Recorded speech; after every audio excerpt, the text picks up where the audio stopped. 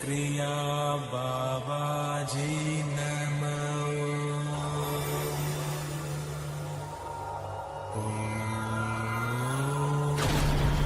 Kriya Babaji Namo.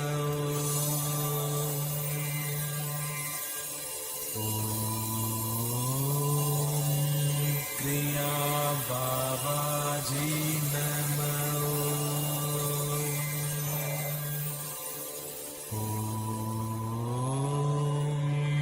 Kriya Babaji Namo.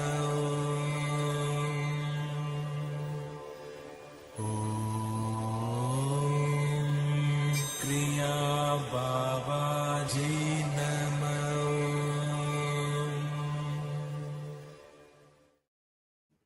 Welcome to our May 14th live stream here at the Kriya Yoga School. We are lucky enough to be joined by Veronica today. But before we get into it, let's give you some information. So first of all, if you want to start practicing Kriya Yoga and you don't know where to start, you could practice 100% free. Just go to www.kriyayogashop.com. 100% free. And you could discover the secrets of Kriya Yoga. Next, if you want, you could book a call with me and we could get on a call live on Zoom and solve all your problems. So go to that website, kriyayogamasterclass.com, and book a call with me 100% free. So that is kriyayogamasterclass.com. And if you want to get straight into the Kriyas and start practicing right away, go to Kriya Yoga School Masterclass. We're 50% off, $50 per month, or the real value, $250 a year. And you could get personalized coaching with me. We have a live class every Saturday, which is very profound. Usually goes 2 hours. And we have also weekly Satsang, and we have a very interactive community, and we have a lot of classes in the classroom, mudras, asanas, pranayamas, and everything is great. So I hear my alarm going off in the background that it's time to do our sad song. So let me turn that off a second. It's time. Pours when it rains, it pours.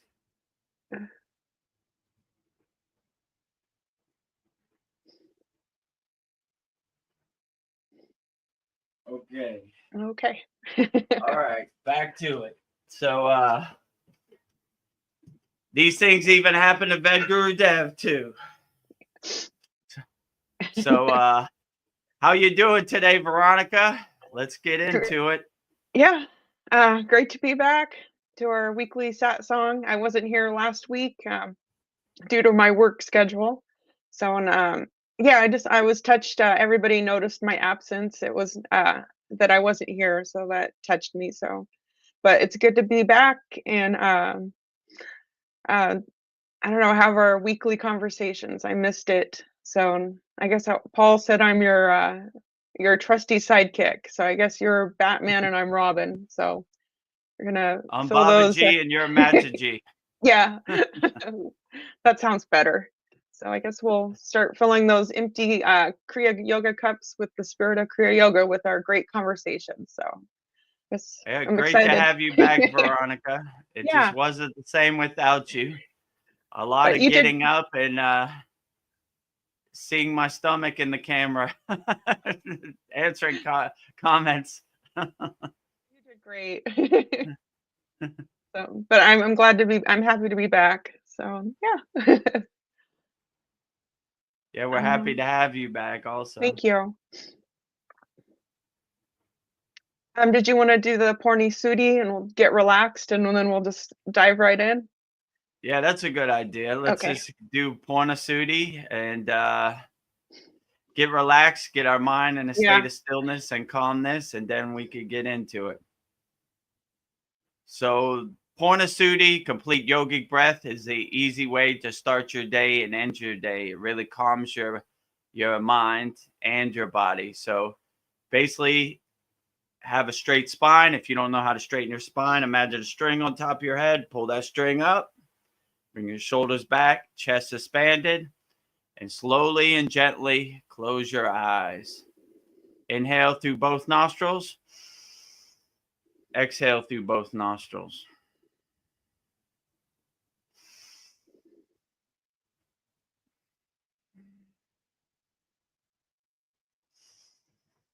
Inhale through both nostrils like a wave coming into the shore. Exhale through both nostrils like a wave going out to the ocean. Slowly and gently in one continuous rhythm with no breath retention.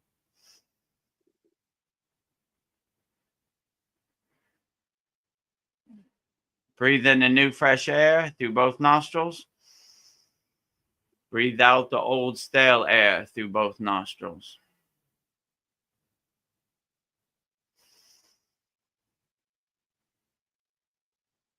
If a thought comes into your mind, just witness it, acknowledge it, detach, and let it go. Be aware of your breath. Be aware of your body.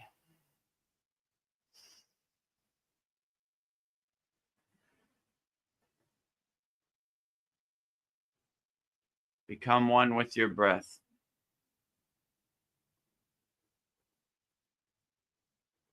Few more breaths.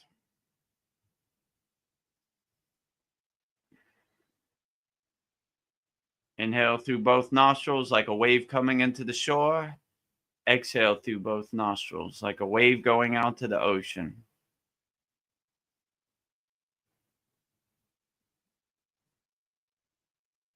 When you focus your awareness on your breath, your distractions, your thoughts have no chance. If a thought comes into your mind, just witness it, acknowledge it, detach, and let it go. Be aware of your breath. Be aware of your body.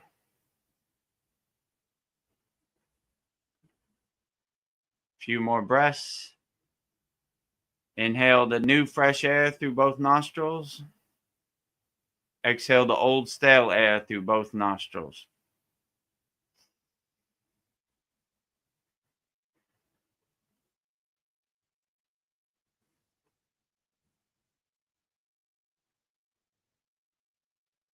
Be aware of your breath. Be aware of your body. When you're ready to finish, slowly and gently open your eyes. Come back to your surroundings. Contemplate how you feel inside you as you. This concludes our practice of Purnasudi, complete yogic breath. Purnasudi is an excellent way to start your day. When you wake up, just sit on the side of your bed, take a couple deep breaths, give you the energy to start your day, and it's an excellent way to end your day before you go to sleep. Really calming and relaxing your body, getting rid of all the distractions before you go to sleep. That concludes our practice of Purnasudi. Namaste, Paul. How are you today? Namaste. Namaste. I'm doing well. Batman and Robin. You got it. Yeah, Veronica's back. Batman and Robin. Well, Babaji and Mataji. yeah. For the Kriya Yoga School, Babaji and Mataji. Sounds good. So something I've noticed that I've been doing, like during meditations, I don't even think about it, but it just crossed my mind. I'm like, my eyes are closed, but I'm just automatically like looking up with my eyes closed. So I noticed, I don't know, and I remember we've talked about that, but it was just something I just do automatically now. And like, I like to keep my solar panels up, but is there a difference up or down, or does it even matter? I don't know. It seems more powerful up, but in the yogic perspective, they would say keep your palms up, like you said, like your solar panels up, so you can absorb more of the prana in the atmosphere and the Shakti, the energy. So same way a solar panel is getting energy from the sun, that is the same way your body would get nourishment from the prana and the air in the atmosphere and from nature. So that's why they would say keep it up. I mean, but you could just do the way that makes you feel the most comfortable, because that's probably the best thing to do. If you're in a comfortable, relaxed state, you're going to have a more dynamic meditation, a more profound meditation. So comfort and relaxation is probably the most important key in the beginning. And I would just say, if you just do it however you feel the most comfortable. You know, some people, they just keep getting in a relaxed state. Like the more you do it, the more it becomes natural. And it's the same thing with the eyes. Like in the beginning, it's a little bit strenuous to kind of always roll your eyes up and focus on your crown or focus on your third eye. But the more you do it, the more it becomes kind of natural. You know, like my guru used to say, not so serious, not so struggling. Like, don't try to overthink it. These things kind of naturally form and come into place. So just by making a sankalpa, an intention to focus your eyes upward and focus on your third eye or your crown, it'll gradually just happen naturally, and it'll be like second nature. So all these yogis, like you can see Babaji, they're always focusing on their eyebrow chakra, their acna. So this happens over years of practice. They probably don't even know. They're just so used to doing it, and they get in that state so easily that it doesn't even, they don't even think about it. It just happens naturally, you know. Like the mantra japa is the same way. Like the more you say each mantra, it just naturally starts to become your soundtrack of your life in the background. It just, I feel like, let's say Om Kriya Babaji Nam Om, Om Namah Shivaya, or all of them, they just kind of naturally loop in the background of my life, right? So it naturally becomes the soundtrack of my life. Like I like when they say a japa japa, which means God starts to say your mantra. So I like that concept. Like it becomes such second nature that you surrender and God begins to say your mantra for you in the background. So like it's the same thing with like Kriya Kundalini Pranayama. You know, your tongue just naturally kind of relaxes in K-Cherry Mudra. It doesn't, you don't even have to do it after a while. It just naturally goes into place. So it's the same thing with the eyes and the breath and everything, I would definitely say. Yeah, I like to look up also, and I heard the down hand position is like for grounding. More for grounding, yeah. That's what they tell us. Yeah, that makes sense. Yeah. Like when you push your hands down, you're kind of anchoring yourself. You're grounding yourself into the ground, like centering yourself before you start your practice. And I need a lot of grounding because I'm only hanging on to the earth with one toe. And my head is on the clouds. Yeah. So if you need extra grounding, ground yourself, anchor yourself into the ground so you don't float away into the clouds. Yeah, so I had a few interesting things happen to me in my week, but yeah, the other day, my day off on Monday, I had to go to the VA medical center. I usually go to Fort Worth, but I had to go to Dallas because this was for a examination on my sinuses, because for most of my life I've had like kind of breathing problems. Sometimes one nostril will be clear than the other, you know, like back and forth. And then at night, or if I have any allergies, it just gets really bad and totally plugged up, and I end up breathing through my mouth and stuff. So yeah, I got diagnosed with a deviated septum, which I had already self-diagnosed myself. So, but that did confirm it. So I will need like a surgery. It's just like a day surgery, but they do, put you unconscious. So I'm kind of scared about that, but like it'll be such a relief to like actually be able to breathe like I should be able to, after all these years. But yeah, so on the way home, and I was thinking to myself, I'm very scared of surgery and all that, but I was thinking to myself, if Veronica, your daughter, can do what she did, then that's my hero, and I'm gonna like remember that when I'm shaking in my shoes, right before surgery. But yeah. So I on the would way say, home, yeah, go ahead. on the way home, as what happened to me last time when I went to Dallas, I got a blowout. I had just gotten new tires from the last blowout, and I don't know, I heard a pop, some kind of sound, and all of a sudden, low pressure warning comes on, and I'm on the highway. I'm like, oh shit, this sucks. But I was very close to an exit, and I knew right where I was, and I knew there was like a lot of little tire shops right there. So I was able to exit the highway, and I was hoping like I could make it there before the tire got all the way down, but I couldn't. So I was driving on the rim, and when you do that, you damage the tire. I was hoping to save it. Maybe it was just like they can pull out a nail and patch it. It'd be $5 or $10, but yeah, so the tire got totally damaged. And then unfortunately they didn't have it in stock, so I had to Uber myself home and then Uber myself back the next day. So that was more money, but I did handle it like a yogi, and I was just like, it didn't upset me as much as I knew it would have in the past. I just like accepted it. It sucks on my bank account, but I know that money will return to me. I'm abundant. That just cost me a little bit of time and an adventure. I got to talk to a cool cab driver, and he turned out to like be a musician, and he gave me his little card, and he said, I'm a musician here. Check go to my website and check this music out and stuff. And then on the way back, yet this morning, it was like a Christian guy, and he was playing like Christian music. And it was nice. I told him God bless you on the way out, and he was like, hey, amen, brother. He was another black guy, but yeah. So the good that come out of the bad, you know what I mean?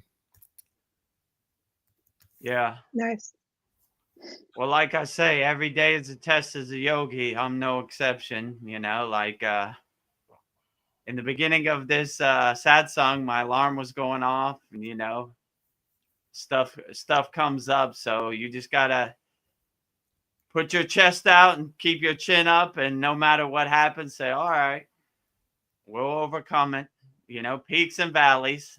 Some days you have a good peak, and other days you have valleys, but you take it all with equanimity and see everything is equal. You can't have the good without the bad, or you can't have the bad without the good. So my zodiac sign is a Libra. So when the scales go up, they got to come down and balance out. When they go down, they got to come up. So to keep that kind of balance. Yeah. And also, with my daughter going to surgery, I told her, just go to your happy place. That's always what I like to do. Like anytime I have to go to the dentist or do anything, I just go to my happy place. So when I go to the dentist, I don't even take Novocaine. They were like, you want us to numb your mouth? I'm like, nope, because I just go to my happy place. And I told my daughter the same thing when she had her spinal surgery, that go to your happy place and just exist there and stay happy, right? Like there's no pain, there's no suffering in your happy place. So when you go there, just stay happy and don't let no pain or suffering or fear enter into your happy place.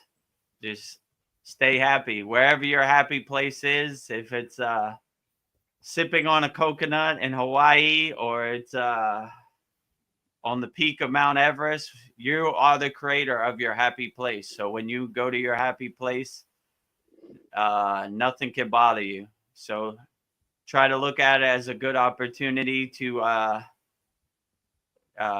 cultivate, enhance your happy place. Anytime you go into surgery or you're going through any pain or suffering, just go to your happy place. Sounds like good advice. I've had surgery once before where I had to be, put under, and you start counting backwards. Next thing you know, you wake up and it's done. But I do wonder where I am really gonna go when I go completely unconscious. Like would I dream? Or where's my soul, my consciousness? When they anesthetize you. Yeah, well, if you're in control, you could control where you go. So if you make a intention or sankalpa, a conscious effort, maybe you could become the director of your dreams and control the outcome. Perhaps. Good news I did get. I've been waiting for some document I needed to complete the immigration process, and it arrived today, so I will be able to mail that off tomorrow, and it shouldn't be long after that I get a visa, and my wife can come. So I'm going to be very happy about that. It's going to be like a dream come true. And, maybe another month or two. So I can handle that. So cool. Congratulations. Nice. Excited about that.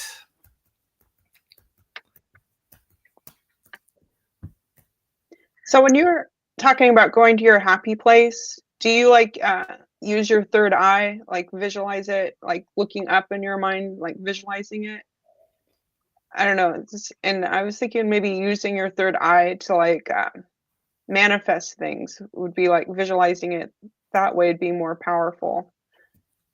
Yeah, there's different ways that different people do it. Like some people like to visualize their third eye as like a light bulb or like a sun, and they like to walk into it. So it kind of symbolizes them merging with their third eye, like becoming one with their third eye. And there's no separation or duality between them and their third eye. So yeah, I would try to see which way works best for you.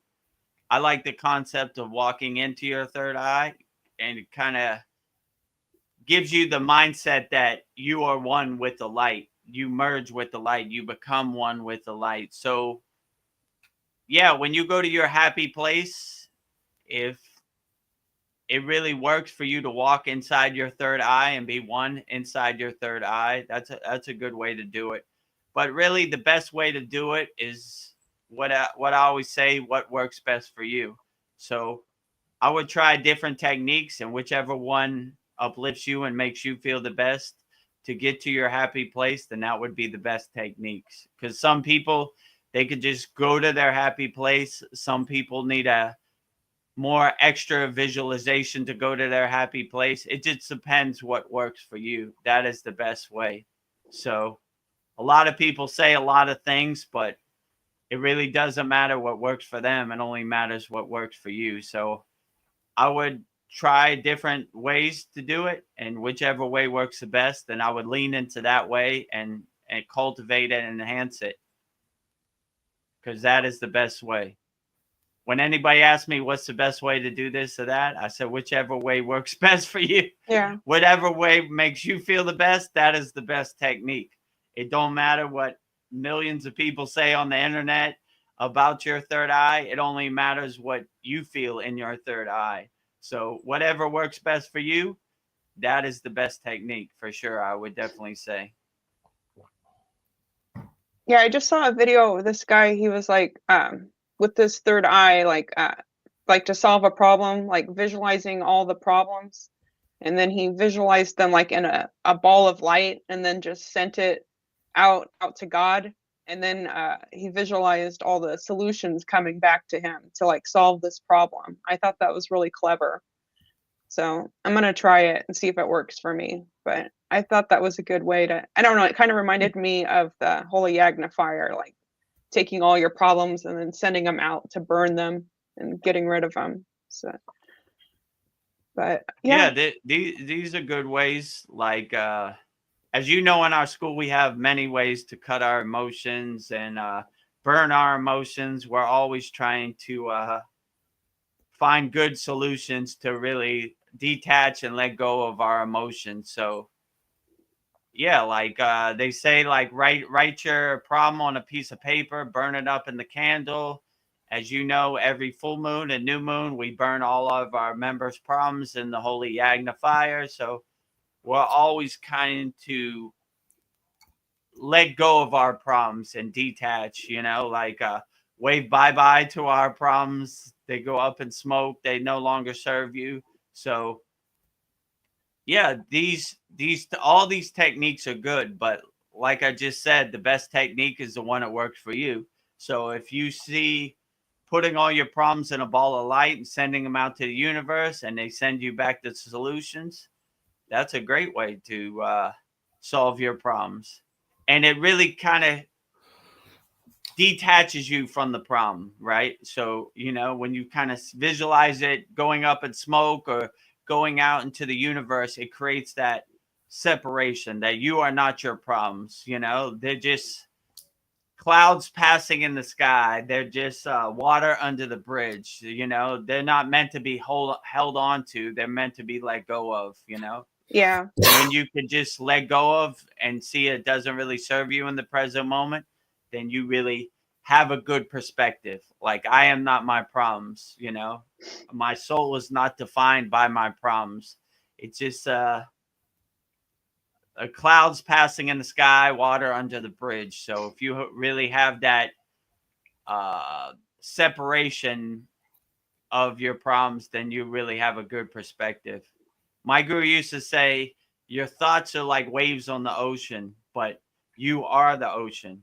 So underwater, you're unaffected by your thoughts. They're just waves on the surface. But when you become one with the ocean, you become the ocean of being, then these waves, you can't feel them. You can't even see them. So when you're underwater inside yourself as yourself, you're unaffected by the waves on the surface.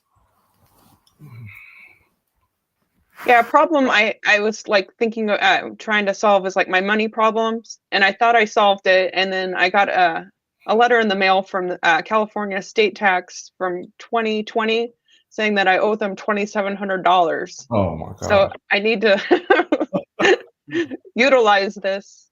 But also, like when I'm like silent and I'm just like not freaking out, the solutions come to me too. That's something else. I find that like when I just get quiet, like that, what I'll figure out, the answer will come to me too. But yeah, it's always. I think I had it solved, and then this came out of nowhere, like threw a wrench Yeah, in my plan. that reminds me of the story. Like I said, when I went to the Himalayan mountains, I was like, whoo, that was a tall mountain to climb.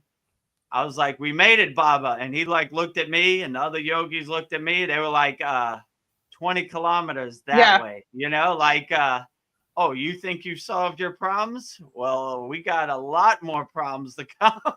Yeah. And it put it in perspective, like peaks and valleys. That's what he always said.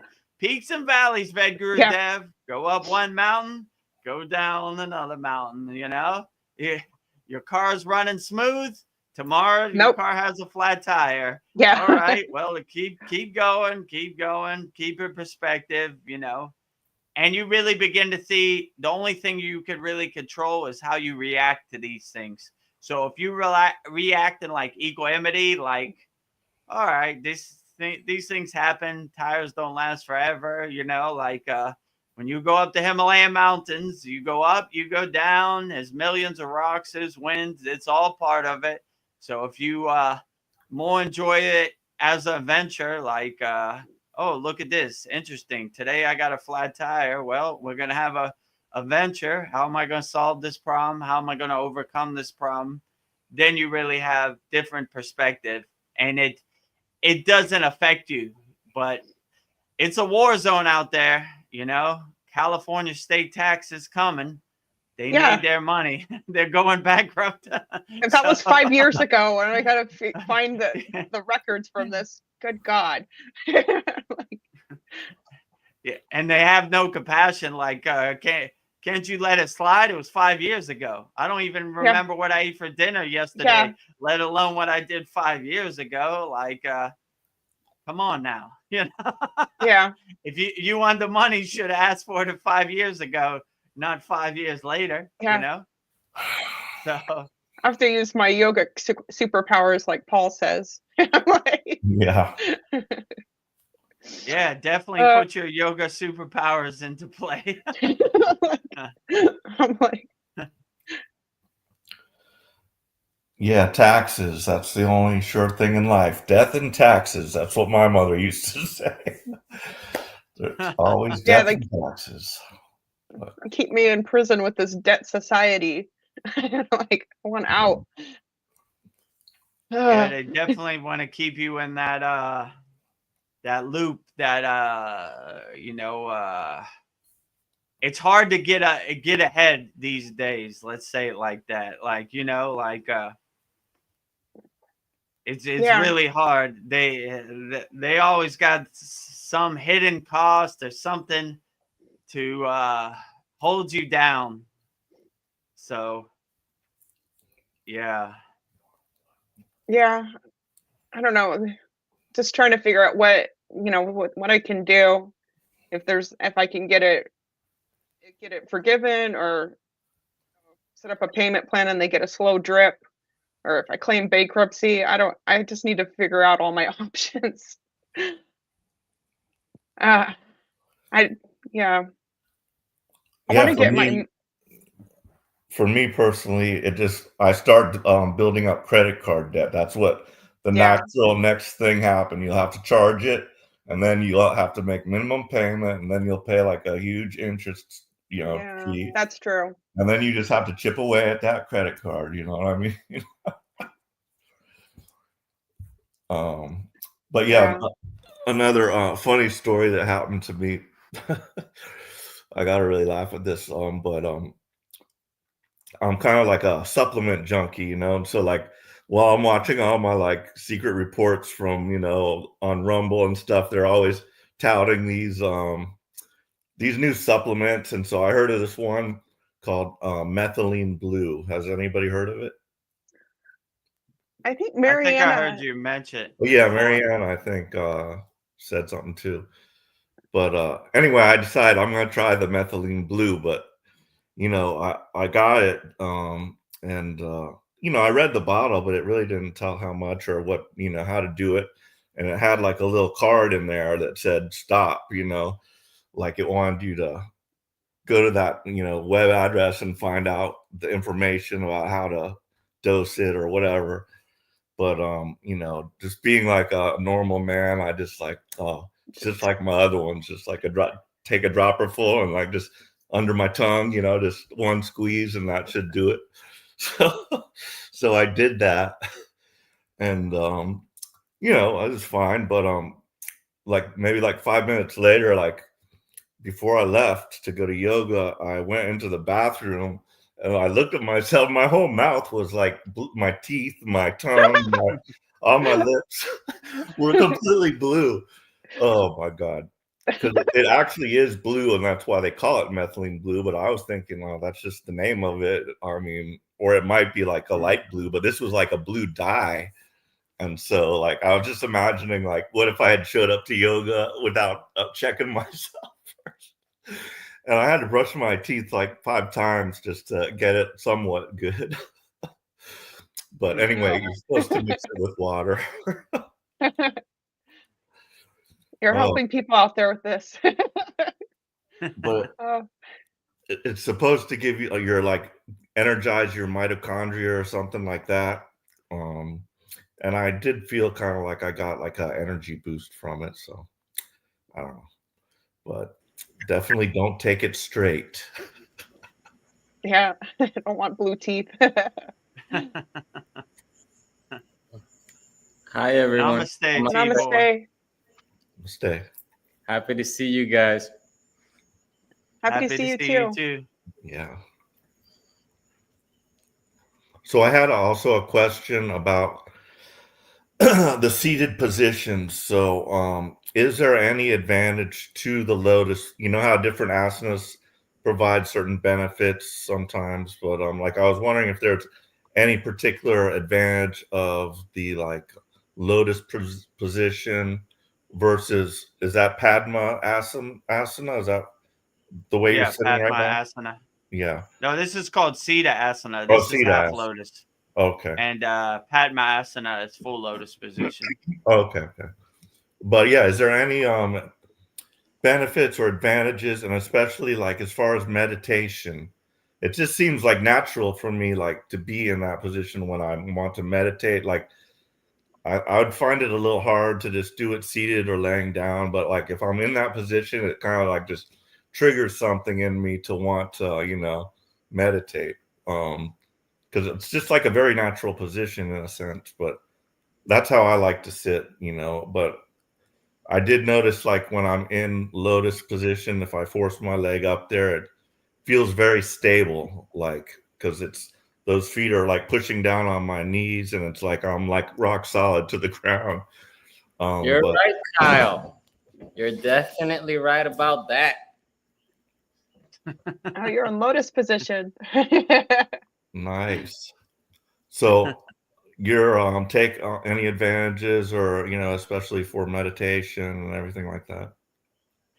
Yeah, I would say the full lotus position, Padma Asana, it kind of locks your spine in straight. So your spine is kind of locked in. Like you said, when your legs are up on your thighs, it kind of, you can't really hunch over. It kind of locks your spine straight. So no matter what you do, whether you go to the right or the left or the front or the back, you're always kind of locked in straight. So it kind of naturally straightens your spine where you can't slouch or you can't really lean over. So that's what I would say is probably the main benefit of it. That's why these yogis like to sit in full lotus position, because they don't have to think about, I need to straighten my spine more, because it naturally just locks you in. When you're in that position, your spine is locked in straight. So I would definitely say that it really helps your alignment and your centeredness. Really, there is no like blockages. Like from the root to the crown, the Susimna Nadi is really super straight, where you can't really go any other kind of way. And like I said before, if you start making it a habit of sitting in full lotus position, then you'll always have that alignment where you don't have to think about it. It just naturally happens. So it's a good benefit when you sit that way, because your spine just naturally straightens and you don't really have to worry about it, because you're kind of locked in. When you sit in full lotus position that you'll already be locked in, and that's less things your monkey mind can focus on or attach on.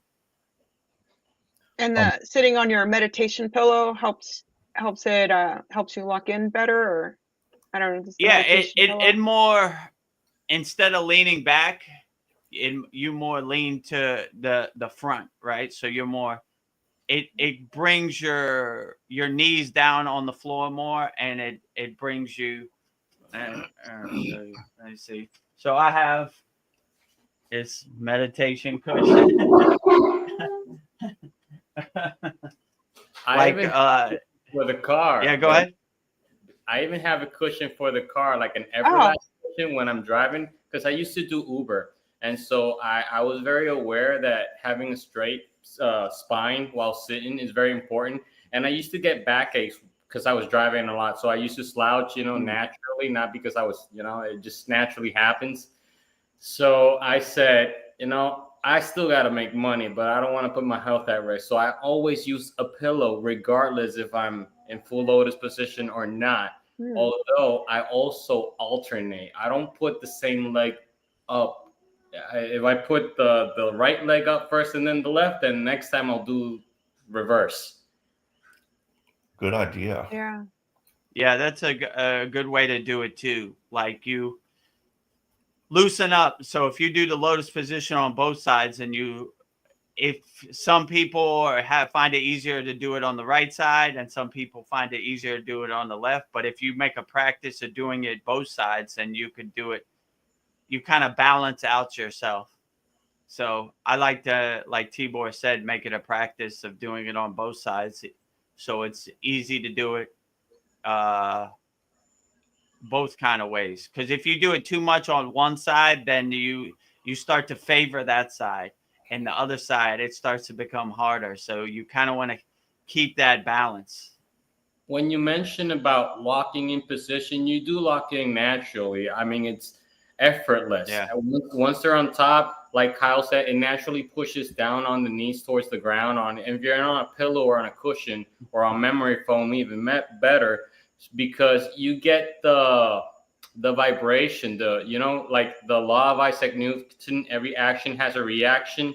So when we're pushing down, whatever we're sitting on is pushing up. So because we're locked in and we can't move, whatever that means, we're locked in. Our natural movement would be our breathing and our blood flow. And because of that, even if we're locked in position, we're still moving by breathing. We're still moving by our natural heartbeat and blood flow. So alternating enhances the movement of our inner blood flow, energy, chakras, breathing. Everything is the same thing. Susemna Nadi, root chakra, top chakra.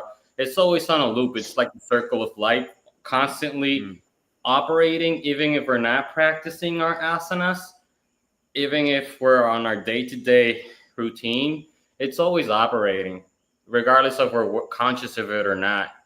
The way I used to practice this before starting Kriya Yoga, and then noticing that I was practicing Kriya Yoga even before hearing about it, was what I'm about to explain. You do this by breathing and thinking consciously all the time. There's no other thing. Asanas are just like extra practice. But the main 24-hour practice is thinking consciously, breathing consciously, acting consciously with awareness and loving awareness, or union with the divine. But that's a 24/7 practice by our thoughts and our breathing, which also affect our blood flow, because there have been studies about water and rice, and you talk good to one, you talk bad to the other, and you just ignore the other one. And the one you talk good to, it starts emitting like a perfume-like smell, but the other two start to like rot and deteriorate like normal. And so the same analogy or experiment, if you will, applies to our blood and our thoughts. Whatever we carry in our aura day to day is how our blood or our water is contaminated with our own thoughts or our own energy, our own aura. That's our energy that we carry 24/7, our thoughts. And that affects our breathing, and that affects our blood flow. That is all. Yeah. No, thank you for that, T-Boy. That was profound. Yeah, I would definitely agree. Like when you integrate these practices of Kriya Yoga in your daily life, your life becomes Kriya Yoga. So like Tibor said, when you breathe consciously, when you think consciously, and you live consciously, then your whole life becomes like a walking kind of temple. I posted a Babaji quote yesterday. It was like, keep your mind clean and your temple fit. It was something like that. So like your body becomes like a walking temple, and you always want to keep it clean, and you always want to do everything consciously, and you want to be aware of the distractions out there but not attached to them. So if you could make your whole life like a living meditation, then it becomes, everything you do becomes mindful, and you just guide through life with this mindfulness, which is a very beautiful and profound thing. So you're less affected by anything, you're less attached to anything, and you just kind of float through life like, oh, that was interesting. Look what happened today, you know, but I'm not really attached to it. I'm not going to get upset about it. It just, these things kind of happen in a daily basis. So keep moving on. Yeah. That reminds me of that we're being the light we're supposed to be around darkness. And it also reminds me of the story about the little soul and the sun, which I've already known, but it was read to me a few days ago again. Nice. Practice Being's back. He says, God is our only security. Faith is knowing that we'll always get what we need when we need it. We're living and breathing right now, being the best we can in this moment, which is all there is. Well put, Practice Being. Yeah, I would agree with you. If you put your ultimate goal, your main focus on God, and seeing God in everything you do and everywhere, like God is in everything and everywhere, then, like I said in the last Satsang, you can't hurt anything because you see it as a projection or a mirror of yourself. You see yourself in a tree. So why would you cut down the tree? Because you'd be hurting yourself by hurting that tree. Yeah. So you see God in everywhere and everything. And by this way, you could become more conscious. And you don't have no thoughts of violence or want to hurt anything because you see yourself in that everything. And you see everything as a divine spark of God, right? Like a representation of God, like a spark of God. So I would definitely agree with you. If you align yourself with the divine oneness and your inner divinity, then that's all you need, you know? And there's no reason to get depressed or feel bad, because you start to become like a radio antenna for God, right? And God starts to give his energy, his Shakti through you. And you start to become more of the detached witness and not attached to any outcome.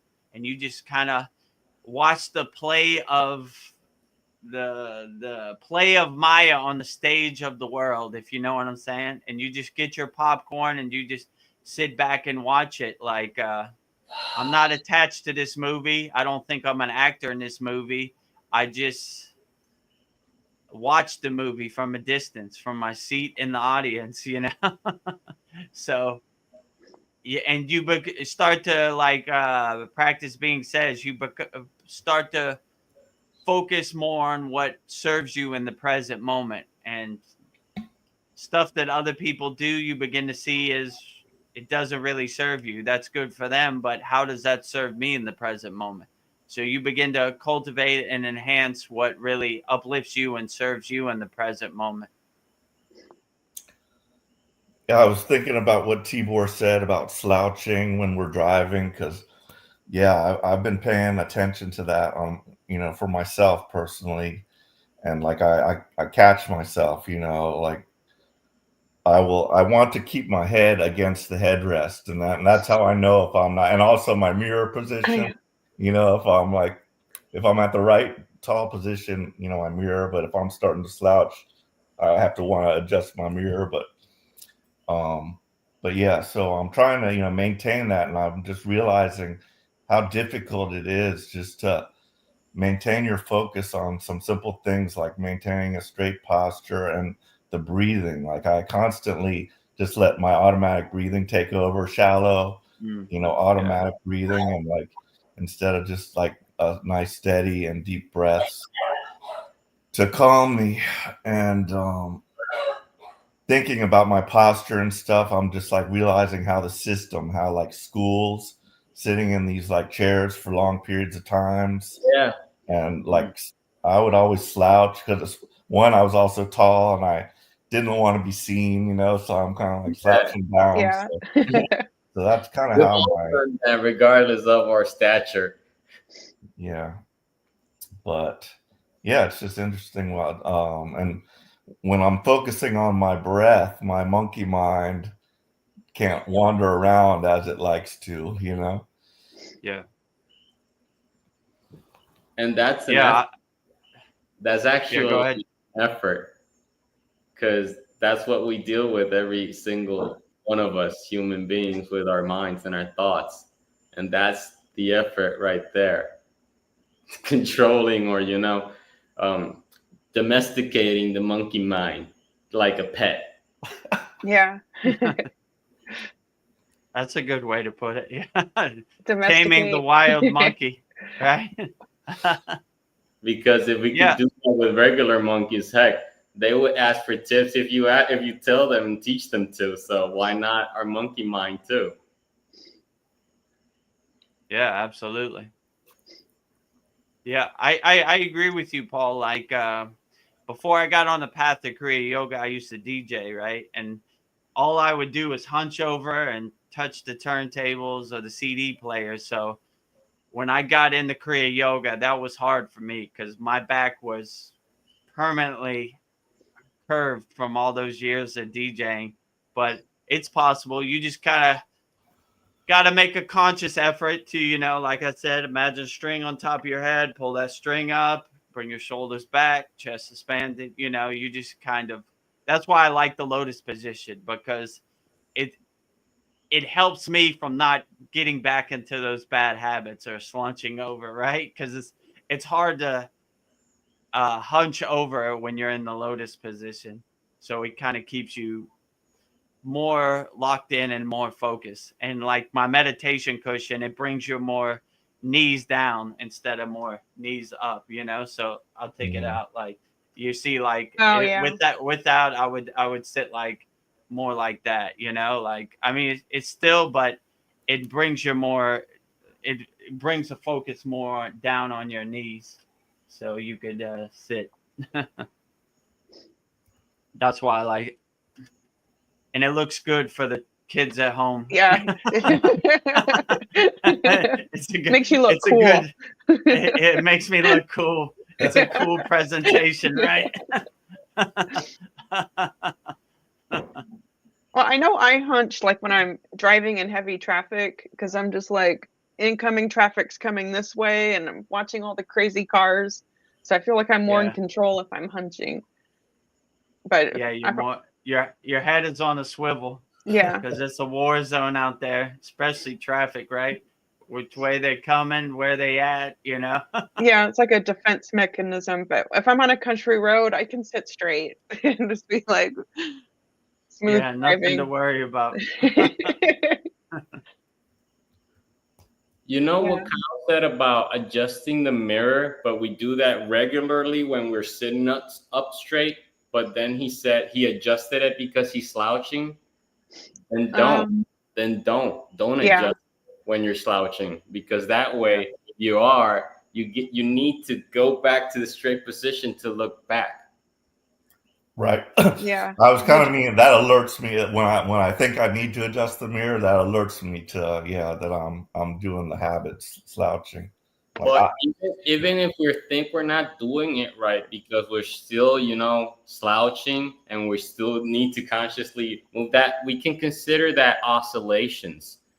So that's progress. Oscillations are vibrations anyway. And that's the whole point of the universe. Vibrations, energy, and frequency, which is the velocity of the vibrations or the repetitions that we do something. That means straighten our spine. Every time we do it, it's an oscillation, it's a vibration, it's a repetition. So it's progress anyway. Right. Yeah, well put, T-boy.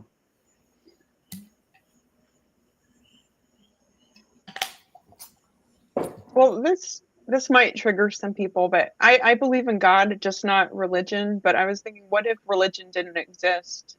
What do you think, the world would be better or worse off? I think we're creative enough, we'd still make something up. Yeah. Yeah, our monkey mind has to try to make a logical sense out of what can't be explained. I always like in yoga when they say God defined as a God can find.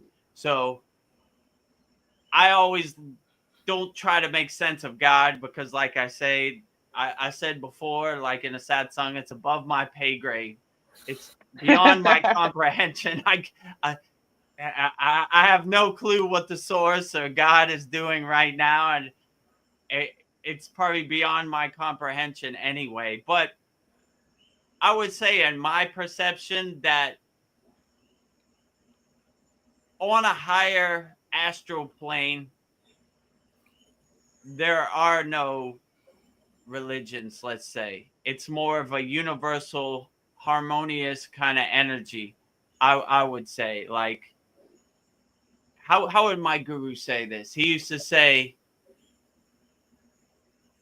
it doesn't matter what name you call God, it only matters how the energy uplifts you and makes you feel. So, like, my football team is better than your football team, and your football team is not the real football team, and all this, it gets into that dogma kind of judgment. But if you kind of love everybody for their inner energy and their divine glow and their soul energy, then you can never go wrong. When we were in the Himalayan mountains, my guru always said, like, if you're carrying divine energy, you are our brother. I don't care what spiritual tradition you come from. So when we were walking up the Himalayan mountains, we walked with everybody. We walked with lamas, we walked with sadhus, we walked with the gauris, we walked with yogis, we walked with swamis, we walked with Buddhists, we walked with everybody, right? Yetis. You have good energy, you're our brother. So let's walk. And you walked with Yetis as well, correct? If they had good energy. Yeah, if a Himalayan abominable snowman had divine energy, he was our brother too. Didn't matter how tall he was or how hairy he was or big.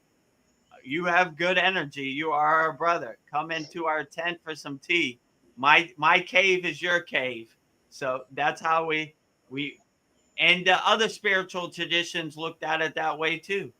So, like, they were like, yeah, I like your energy. I don't know where you're going, but let's just walk.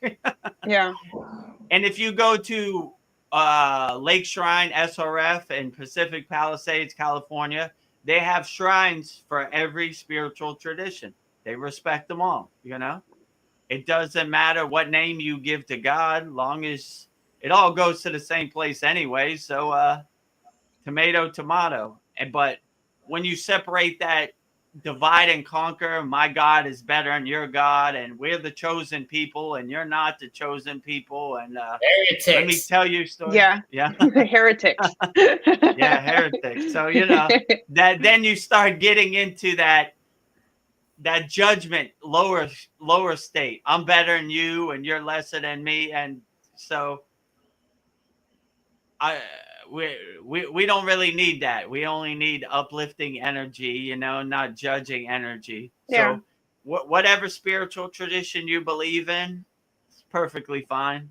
To do whichever one works the best for you. That's what I would say. I personally follow the supreme science of Kriya Yoga and Babaji, but if that doesn't resonate with you, it's perfectly fine. Just do what uplifts you and makes you feel the best. So I would say that's not a one size fits all. It's your perception of God is the best perception of God. And whatever name you give God, I would say that's the best. And so I would say don't let other people's God become your God. You figure out what God makes you feel the best and uplifts you the best. And that is the best perception of God, you know, like, so, you know, don't let other people's stories of God become your stories of God. If you resonate with those stories, then that's perfectly great. Then that's the best story. But if it doesn't resonate with you, then find the story of God or the perception or the energy of God that really works for you. That would be the best God there is, I would say. Yeah. Yeah. And my mind always thinks comically. So while you were talking, I was thinking it's all double S or SS. And by that, I mean it's all the same shit. Yeah, All the same shit. true. all the same shit. Yeah. Yeah, basically, you know, I wear white clothes and you wear orange clothes. I mean, what's the Yeah, difference? exactly. We're all, it's a different color, same clothes. Yeah.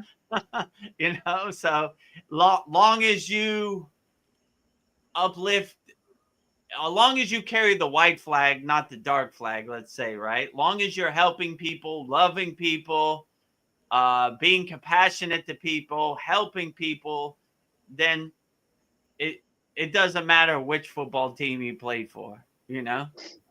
Just you're on a good football team anyway, right? And long as we're uplifting people and helping people, then that's all that really matters, you know? Yeah, I like what you said. You'd walk with people from all different faiths. So I was like, if I like your energy, we might be totally different, but I don't know. It's okay if we're different, but I like your energy, so we're still this. We're kind of the same, but I like, yeah. I don't know. Be open to everybody. So love And everybody. when you open your mind, you really see they're like you too. They're Yeah. just on a different path, but all paths lead to the same mountaintop. So you know, yeah. So you begin to recognize them as your brother, and they begin to recognize you as their brother, and your food became their food, and it was just a big love fest. You know? Yeah. Sharing. Hey, you eat this, you eat this. All right, you were sharing. What techniques do you know in Buddhism? We do like this. Okay, cool. We do like this, and our Kriya Yoga Sadhana is basically a collection of my guru's techniques that he learned from all over India. And my guru basically, he wrote a book called Kailash in Search of Self, where he walked around India for, I think it was more than 2 years, and he met all spiritual beings. And they had good techniques, and we would, you know, around the Yagna campfire, we would just share techniques like, all right, show us how you breathe. Okay, this is how we breathe. Oh, I like that. I'm gonna add that into my sadhana. Or, oh, I like what you did. That was great. You know, so it was more of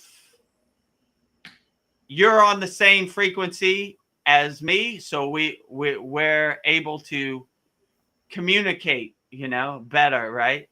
In yoga, they say we only talk to people that can hear what we're saying. So when you're on the same frequency as them, when you're in the same divine path as them, or the same search for inner divinity as them, then you'd be surprised. They open up like a book, you know? Yeah. Yeah, I've got a So, question. Okay. yeah, go ahead, Paul. So you're talking about brothers. So I'm thinking that, you know, not in the not too distant future, we're going to meet our star brothers. And I want to ask you if you think humankind is like ready for that type of interaction, or do you think there'll be like a meltdown, like suicides and kind of like what happened during the War of the Worlds broadcast back in the 30s, where they freaked a bunch of people out. They had a radio broadcast and saying like aliens were invading, and people didn't know it was like just a show. I don't know if you heard about that, but so do you think like, what do you think will happen when, you know, that time comes? Well, I can't really say for other people, but I could say me. I have the perception when I do my sadhana, I open my door because my guru used to say, if God comes to your door, don't leave him outside in the cold and rain, let him in. So it's the same thing for me. Like, long as you're carrying good energy and you made me no harm, I don't care if you're blue, purple, green, whatever. Come on in. Let's have some tea. You know, like I'm open to it. Now, other people, that's a different story. I really can't say. Like my guru used to say, your whole life you've been conditioned through distractions. So a lot of people are attached to the narrative. A lot of people still to this day believe mainstream media is their friend and they wouldn't lie to them. So it's easy for them to get in a state of fear because they've lived their whole life in a state of fear, you know? Like as yogis, we try to stay fearless as possible. We don't, whatever happens, in yoga, they say, whatever happens, don't let anything shake your samadhi or your meditation, right? So even if aliens come down, War of the Worlds, and their big spaceship, you still stay in the same samadhi state regardless, you know? Like, you know? So like, if our soul brothers come, I welcome our soul brothers. I have my tea ready and my temple clean, and I'm ready for them anytime they're willing to come. I look forward to it. And by going through what I went through in the Himalayan mountains, having this perspective, I'm not scared of tigers or Himalayan Yeti or any of that stuff. I'm ready for it all. Come on in, you know? And that's why I think I had more of these experiences, because I'm not really attached to it, or I don't really try to make sense of it. Like I said before, when I saw a fairy in the Himalayan mountains, I looked at it. I enjoyed it for a few moments. I went back in my tent and went to sleep, you know? I didn't really attach to it. So maybe I'm more open to it because I don't really have any judgment about it or anything, you know? When I saw a monkey, sitting on my Shiva statue, I didn't freak out. I didn't try to go get a knife or go get a baseball bat and hit it or whatever. I enjoyed it for what it was. I said, "Ooh, cool, monkey." Yeah. You know, today's my lucky day, you know? And he's carrying a God message. He pointed at the sky and said, "Let go and let God," and then left. And I was like, enough said.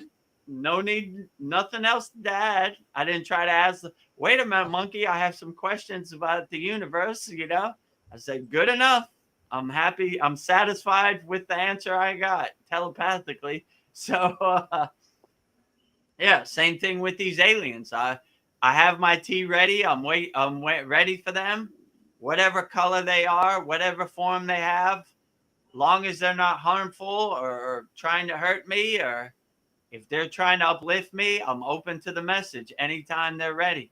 So that's what I would say. But I don't know. It's, as far as other people, they try to keep you in a constant state of fear, which you're easily controlled when you're in a fear state. But if you're not scared of anything, you can't be controlled. Like, so if they want to control the narrative, they would probably try to put a fear projection about it. These people are bad. They're trying to hurt you. But if they don't try to hurt you, then they're good. Why not? You know, I'm open to it, you know. Also, I think we're being prepared for aliens with all the movies about aliens. I think we're being prepared for it. And like when I was a little girl, I remember the movie E.T. and I wanted to have a little alien in my closet, like E.T. phone home. But yeah, I loved E.T. Yeah, I had a E.T. stuffed animal, E.T. phone home. What did he like? Reese's Pieces, right? Yes. That's what he ate. Yeah. He was in the little girl's closet, and, you know, E.T. phone home. And when these government people killed E.T., that was the saddest day of my life. Yeah. I don't know if they killed him, but like he died, you know, like, I don't know, whatever, right? Like, leave E.T. alone. Yeah, Get don't away research from him. Yeah, don't dissect E.T. You know, Yeah. leave him alone. Let him get on his bicycle and float into the sky, right? That was the movie poster, right? He would that kid and E.T. was on the bike and they were floating flying past the moon, or yeah. So yeah, so I like it. I mean, I wouldn't keep an alien as a pet. They would be more No. my brother. Yeah, I don't want to hold them in a cage. Like like your cat or your dog, this higher frequency being is hiding in your closet. Stay here, But yeah, so I don't know, like Veronica said, they have, what they call it. What did Chad used to say? Projected programming, right? Like they're trying to prime your lower frequency mind for higher things, higher concepts. So it wouldn't surprise me, but I'm open to it no matter what happens. Like if a spaceship landed in my yard, I'd be like, cool. Hello, friends. Come on in. You like tea? Yeah.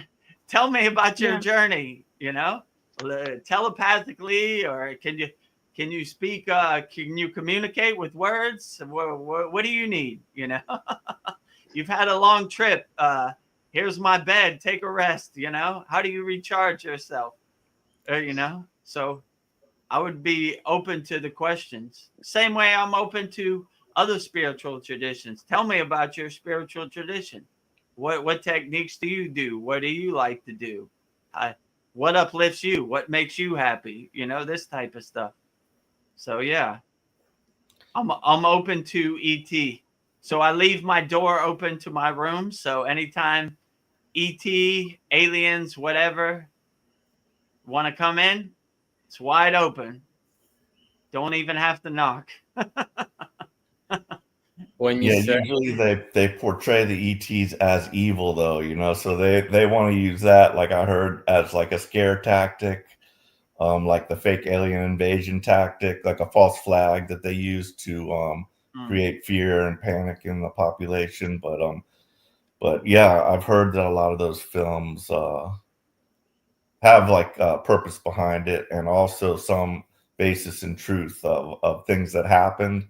Like Ben Rich, the like former CEO of Lockheed Martin, like made a statement that we now have the technology to take ET home, and that was like, oh my God, that's mind blowing. But all the hidden technology and everything like that. But yeah, it's interesting. Yeah, I mean, you could basically see during the C word time that their goal is to keep you in a constant state of fear vibration, a lower vibration, because you're easily controlled. That's why they had the numbers on the TV every night, so you could stay in that fear kind of mud lower state, right? If you don't care, how can they control you? They really can't, right? So they have to project their narrative becomes your narrative, right? So, but if a tree falls in the woods and you don't hear it, did it really fall?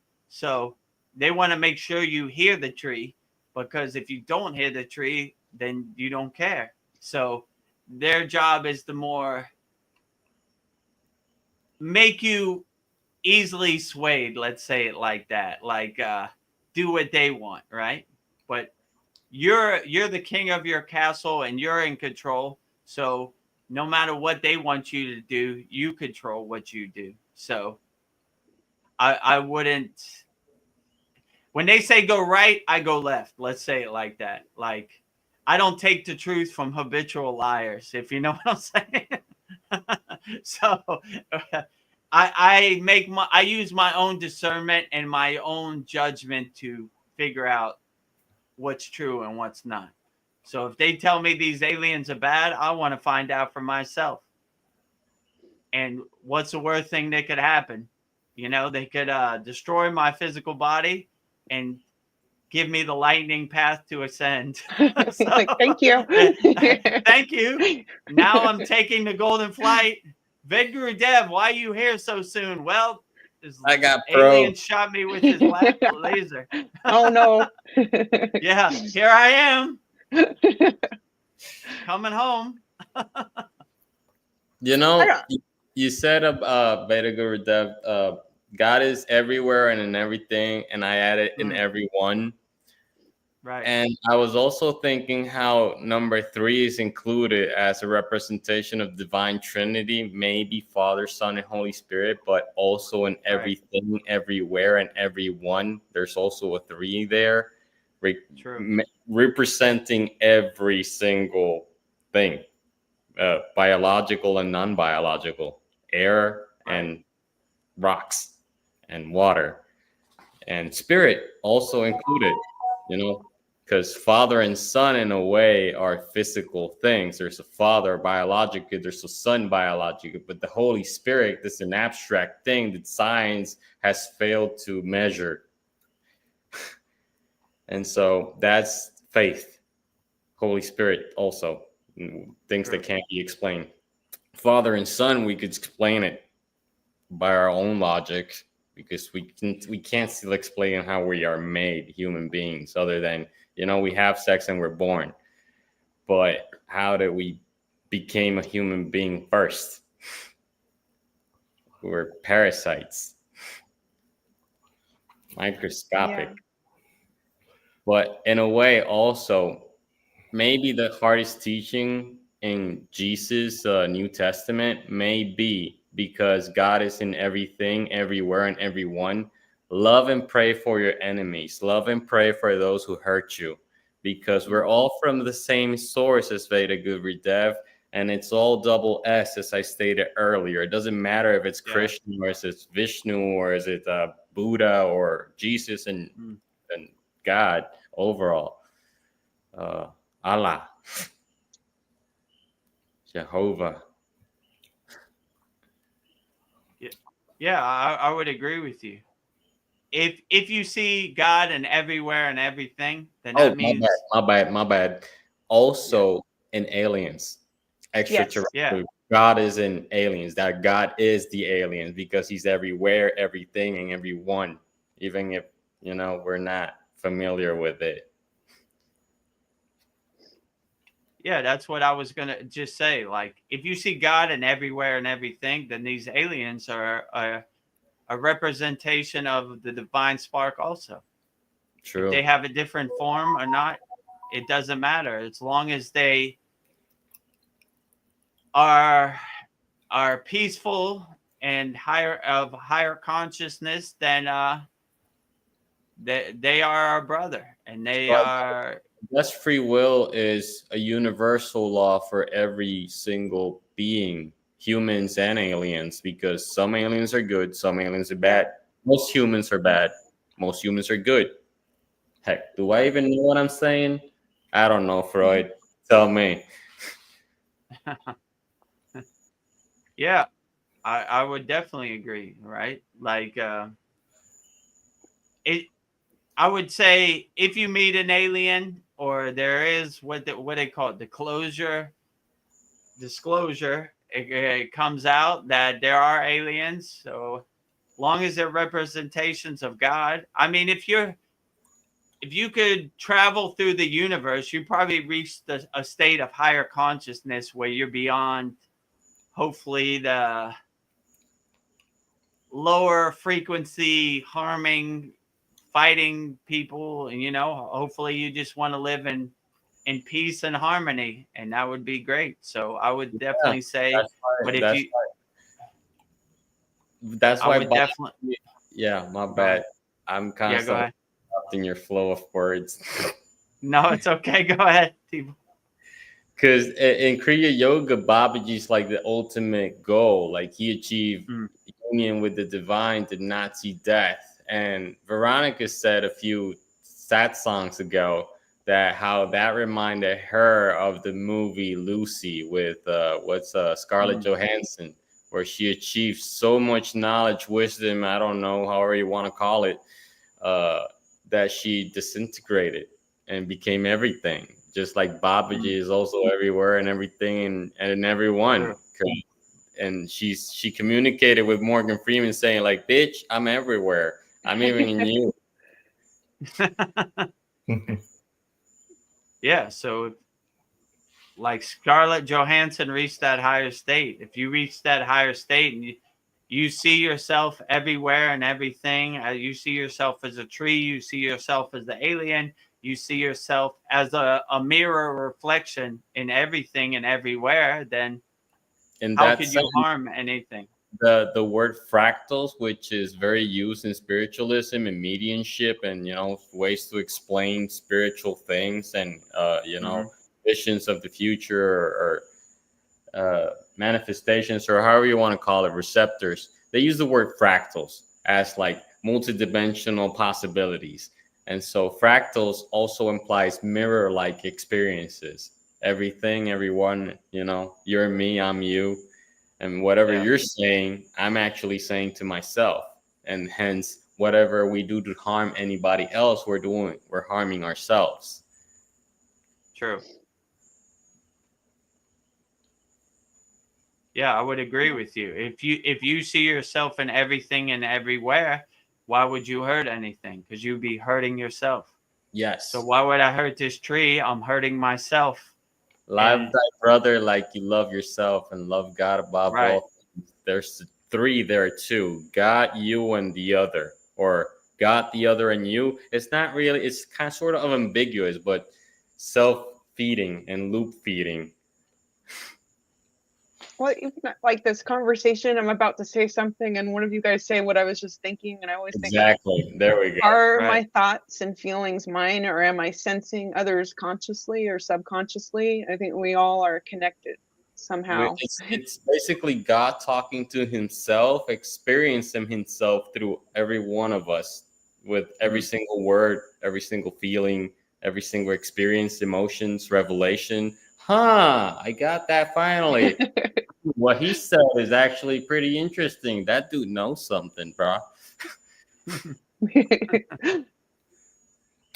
Yeah, I would definitely say, like, when I finish these sad songs, I'm always like, where did that come from? I don't say these profound things. Where did this insight come from? But like I say, I try to align myself with God, and I just deliver God's message, and it just comes out the way it comes out. So, Excellent vessel, Vedagurudev. I'm glad to have you around. oh, I Yes. appreciate you too. I give all the glory to God or Babaji. I Babaji. take no credit for any of this, I don't take no credit. I'm just delivering the mail. So humble. God, Babaji is driving the car. I'm just watching him drive me around. I don't take no credit for any of these things that come out my mouth. But it's actually the most important things, because in the New Testament, Jesus also stated, do not worry about what you consume, what you put in your mouth. Worry about what you say, what comes out of it. True.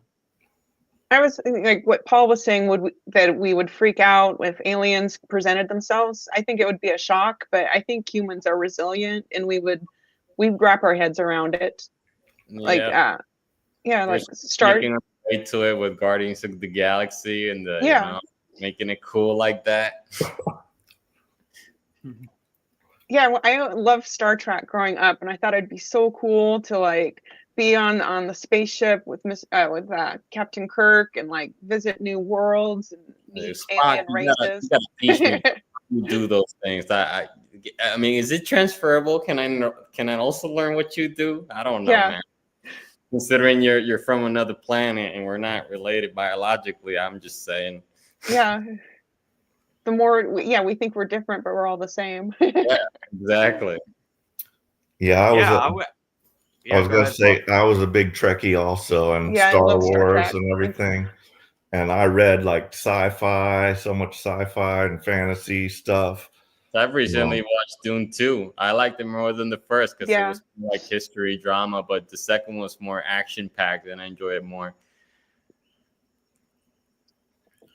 Definitely. But What were you Yeah, going to say, I mean, Vedagurudev?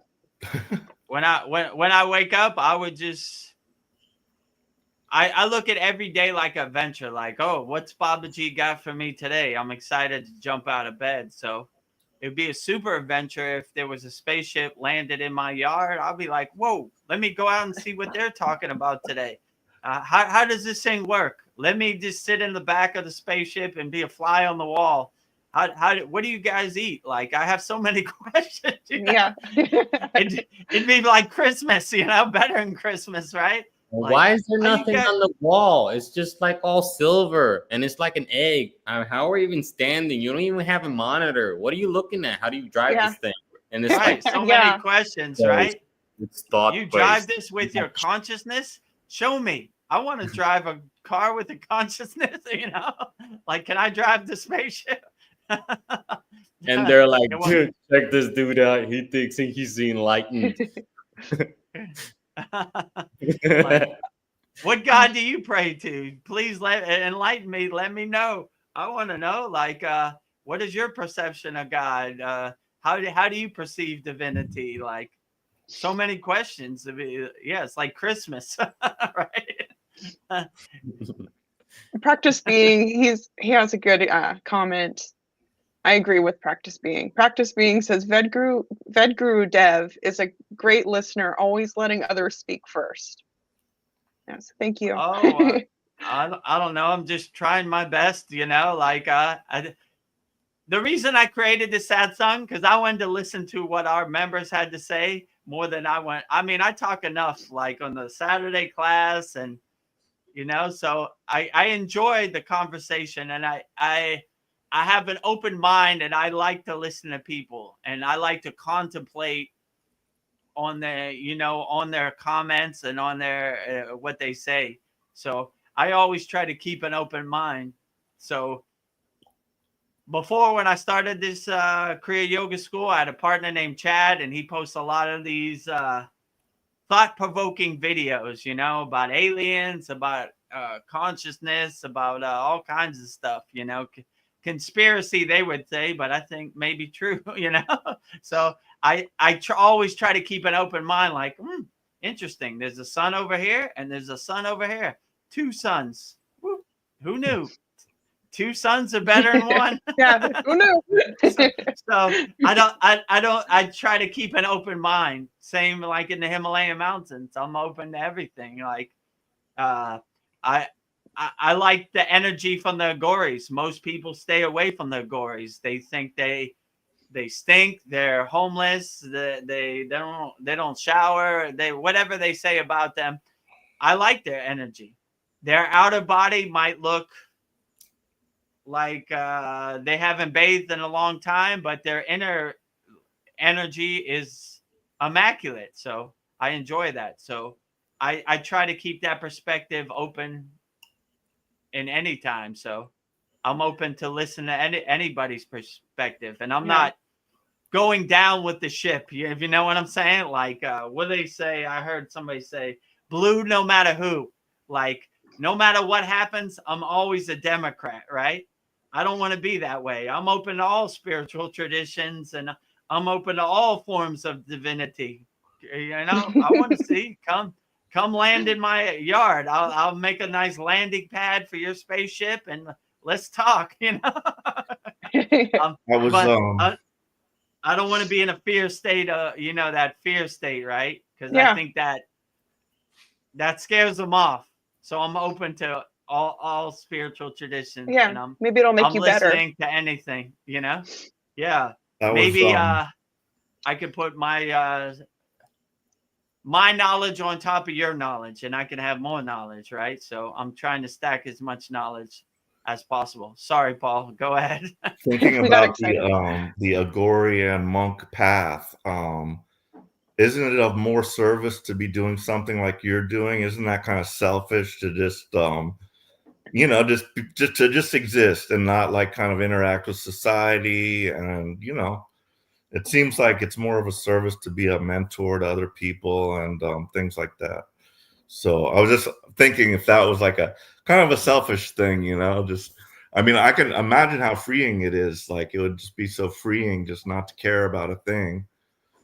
So it would have that liberation feel. But what do you think about that? Yeah, so I would say, well, in my perception of the Agoris, they're trying to do their inner work before they can help anybody else. And sometimes their inner work is a lifetime of work. So they would try to say that the renunciate's path of Agori is basically trying to do their inner work. And I would say in my case, I really didn't want to come back to the world. Let's say it like that. Like I wanted to do like I really respected the Agori path, and that when that time came for me, I wanted to be a Agori too. Like I enjoyed their energy, and I wanted to be a part of their energy. So when you see them sleeping in a cemetery, or you see them smearing holy ash all over their body, I really resonated with that, and I wanted that one day for myself. But it was more presented to me like you said, like you have the energy of helping more people, and you're more of use to a higher consciousness in the world, but not of the world, right? So how could I say, it's to these people that live in the Himalayan mountains, it's more of a horror show to go to like New Delhi or somewhere, right? Like they don't want no part of it. But me, I've come from the heights of the ego from my DJ career, that I understand what people are going through, because I went through the same thing they went through. So I would say, without an ego, I think it is better, like you said, to help people. You know, like my guru told me, when I told him I didn't want to go back to the world, I just wanted to sleep in the cave in the Himalayan mountains and renounce the world. He told me that you're not really helping people in the cave. You're not helping people meditating by yourself in the forest. What you're really, if you go to the front lines and hold up the white flag, that's when you're helping people. You're a living example. Most of these yogis, they don't know nothing but the yogic path. They were born into the yogic path. But you come from the ego path, and you've seen the light on the other side. So you have the perspective, because you know what people in the Maya delusional world have went through. So you've experienced. So you have more compassion and more understanding, because you've lived there. You've been there. You know, that's why I always say to our students in our Kriya Yoga School, there's no bad questions, because I had way worse questions than this. And anytime I hear Veronica ask a question, or Paul or Tibor, I say, I had those exact questions. They were like worse. But so I understand from the different perspective. And I would definitely say that I didn't understand it at the time, but now I understand it, that the more higher karma yoga, the more higher work is done, or the boots on the ground, let's say it like that, on the front line, than in the cave, right? I mean, hypothetically, in the cave, they're helping people collectively, but it's more of a long distance upliftment. This is more of a real time example, you know? That's why I always say, if I could do it, anybody could do it, because I'm the worst yogi to ever live. Anything you could do wrong, I did wrong before I got on the yogic path. I treated my body like an amusement park. I did everything I could wrong, you know? So I guess I'm meant to be like a living example. Like if I could do it, anybody could do it. Yeah. Well, those are the best teachers. Practice Being has a comment on what we've been talking about. He says, ultimately, our only obligation is to divinity. Paths are different. Some are destined to be more involved in the world than others, but the ultimate destination is the same. I agree. Yeah, I would agree with you. So in Kriya Yoga, the ultimate goal is the divine oneness, like your inner divinity. You begin to become like a radio antenna picking up the clear divine signal, and or you begin to become a mirror of the divinity, or you see God inside yourself as yourself. You know, you don't see the duality, you see the oneness, right? So the basic way I look at it is I'm a radio antenna trying to pick up God's signal as clear as possible. So all the sadhana and all the yogic practices I do are basically trying to clear out the static or the distraction so I can have a aligned pillar of light inside me as me, like a clear phone line to God, as best as I would say.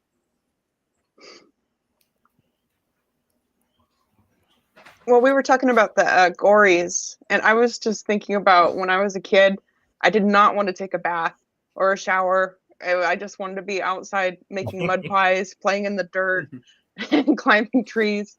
I liked, I don't know, and my parents would beg me to take a shower, but now I love taking showers and being clean. So I was thinking like Patanjali's thing about being clean, inside and outside is as good as right, and so is the agoris. Both thinkings are right. So yeah, so the a lot of yogis, like me included, that's why we wear white. It's like a sign of purity and cleanliness. So they're always cleansing their self, trying to keep their temple clean. You know, like they always say, if Babaji comes to my temple, which is my body today, I'll make sure it's all clean and nice. You know, the agoris go through the other route. They say, I want to renounce the world so much that no one will even come around me because I haven't cleansed myself in a long time. So both paths are right. It's just different paths to God, but yeah, it depends which one works the best for you. You know, like They also have different frequencies, like the lifestyle in themselves. A lifestyle is a frequency, even if we're not yet aware of it. Like the way we think, that's our natural frequency. Our habits are made of our repetitive thoughts, which creates our habits, which are our habits are essentially things we do daily, weekly, monthly, and that starts because we have repetitive thoughts. We think the same things over and over again. That's how we create our personality. Oh, I know Veronica's like this because she likes this and she does that. And I know Kyle's like this because he's like this, that, and that. And that's how we know. That's how it's done. Also, I wanted to add, I'm actually lagging a little bit, so I'm gonna leave you guys. I'm gonna take a rest for now. Okay, well, no problem. Thanks for joining us. Yeah, thank you for coming. It was really great conversation. It's always a pleasure. I always love it. Love you guys too. Love you too. Love you too. Bye. Yeah, He kept calling Paul Kyle. But, that's okay. I was going to correct him, but he left. That's fine. Yeah, go ahead. Well, you are Kyle, and I am Kyle. We're all Kyle.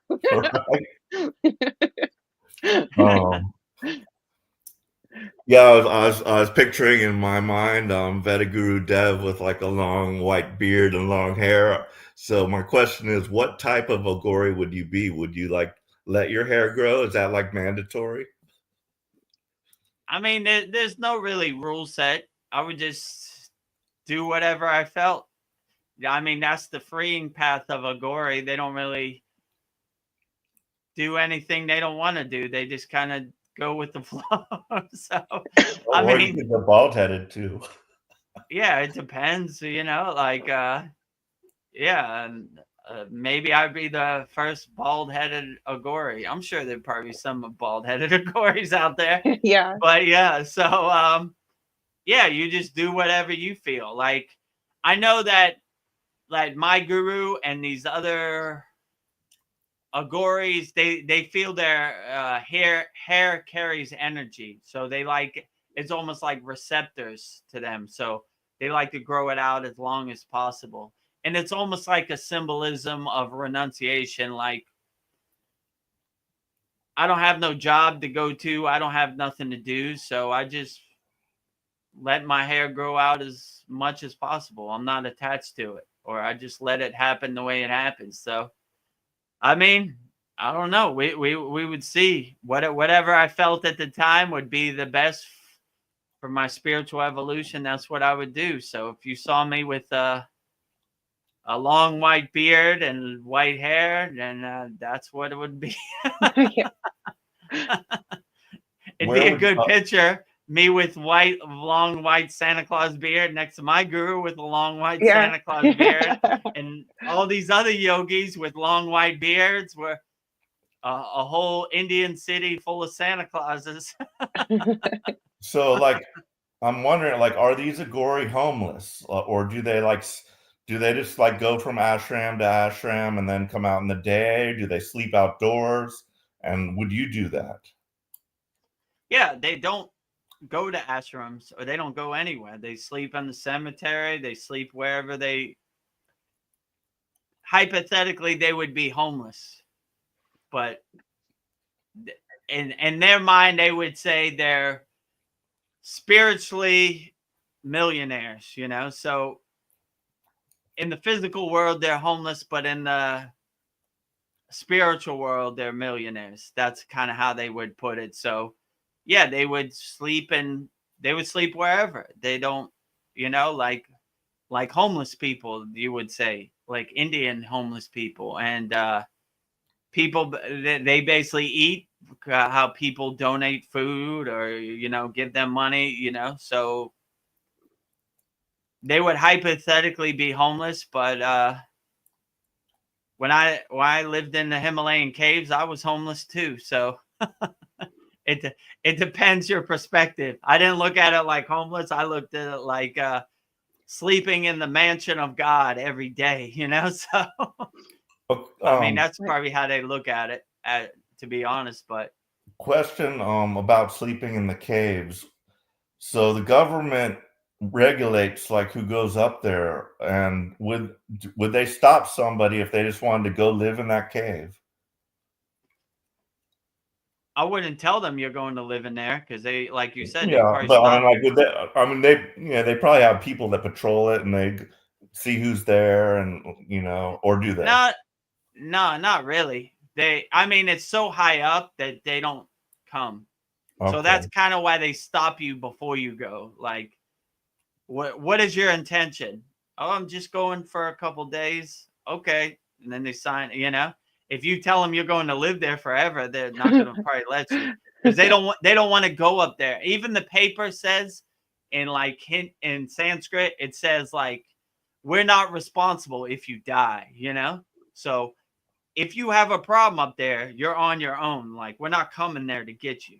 So there aren't no patrols. They're not coming, right? They're not coming. So they want to stop you before you get to that point. Let's say it like that. So that's why they have these visa rules, because I'm sure I'm not the first one who wanted to never come home. Let's say it like that. And once you get on that higher vibration, you realize you are home, and you don't want to go back to the ugly Maya delusional world. So that's what I would say. So if you could get past that point, they're not coming to the Himalayan mountains. So they weren't patrolling. They weren't checking. I was all on my own. I mean, I wasn't on my own. There was other people there, but they don't come. I'm just wondering, like, how easy would it be to go live in a cave, literally, Like around the United States, I'm sure most of them are all national parks. They wouldn't let you like do anything there unless you found like a remote cave somewhere. So like, yeah, there's not that many caves available. Yeah. I would say the first thing no one can let you do anything. You just do whatever you want. So if you find a cave and you want to live in there, then who do you need to ask permission to? Between you and God, let's say it like that. So find a cool cave and try to go stay in there. Hopefully there's no bear in there, but maybe the bear is nice, or maybe he's not nice. Who knows, So But yeah, so I would say, how hard would it be? I don't know. Take a flight to India, go to the Himalayan mountains, and just find a cave and stay in there. It wouldn't be too hard. But they want you to have this perspective, like you need to ask for permission.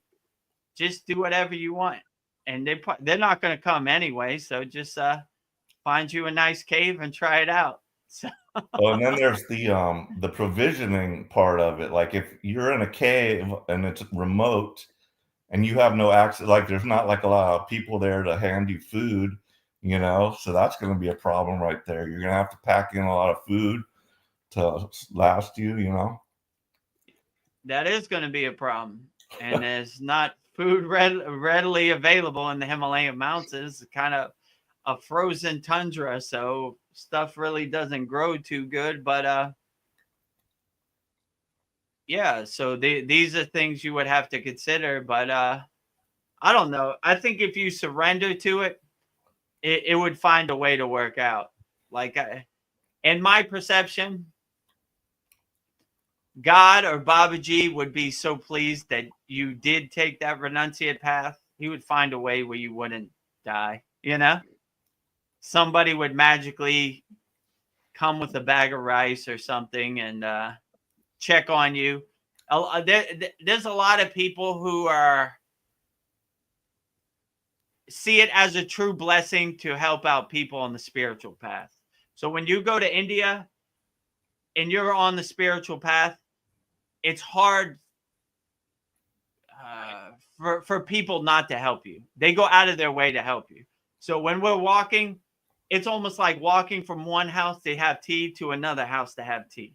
We're almost too much tea because people, oh, you're on the spiritual path. Come, my friend, come in my house, eat our food, you know, like, so they're readily available. But if you're in the Himalayan mountains away from people, those people aren't readily available. But like, I don't know, you would find some people, like people, when they find other people, they go out of their way to help. Let's say it like that. Like, oh, you don't have food? Here, take my food. Or they see it as how they call it, prasadam, right? Or prasad, which is basically giving your food to other people, helping uplifting other people. So people go out of their way to help people in need. So if they saw you and you were malnourished and didn't have food, they would go out of their way to find you some food. Let's say it like that. So it sounds like not possible, but I don't know. It happens. It comes together. So I would say in the Himalayan mountains, a lot of people bought, like, they bring like a 20-pound bag of rice. I don't even know how they carry that up there, but like they have a 20-pound bag of rice that would get you through the whole winter season. So people donate blankets and they have all kinds of stuff. So you should be okay. I mean, it sounds scary. Like I had these same questions, like, what am I going to eat? How are we going to eat when we're up there? There's no restaurant, there's no food, you know, like, but God has a way of kind of taking care of that. You know, I don't know how these yogis live up there, but they're still there. They're still, you know, so it takes care of itself, you know. And in India, when they find people on the spiritual path, they're kind of going out of their way to help you. So they could also be breatharians. yeah, that too. So they've reached a higher state in their pranayama practice where they take nourishment from the nature, from the atmosphere, you know. So that's why the sun, they're cultivating it in their solar panels in their hands, and they're taking nourishment. So they don't really eat a lot, or they don't even really think about eating. So like they take most of their nourishment from the prana in the atmosphere, I would definitely say. Well, Practice Being has been very patient. So let me read his comment. The human spine is the tree of life. The hair is the roots, and the nerves are the branches. Plus, hair is like a hat or cap to help keep the spiritual energy within the body. Wearing metal also. True. Yeah. Yeah, definitely. These yogis practice that and they believe that for sure. So, yeah, they would definitely say that the spine, the Sushumna Nadi is the middle track, the most important thing. Like, you know, all your chakras are aligned on the Sushumna Nadi.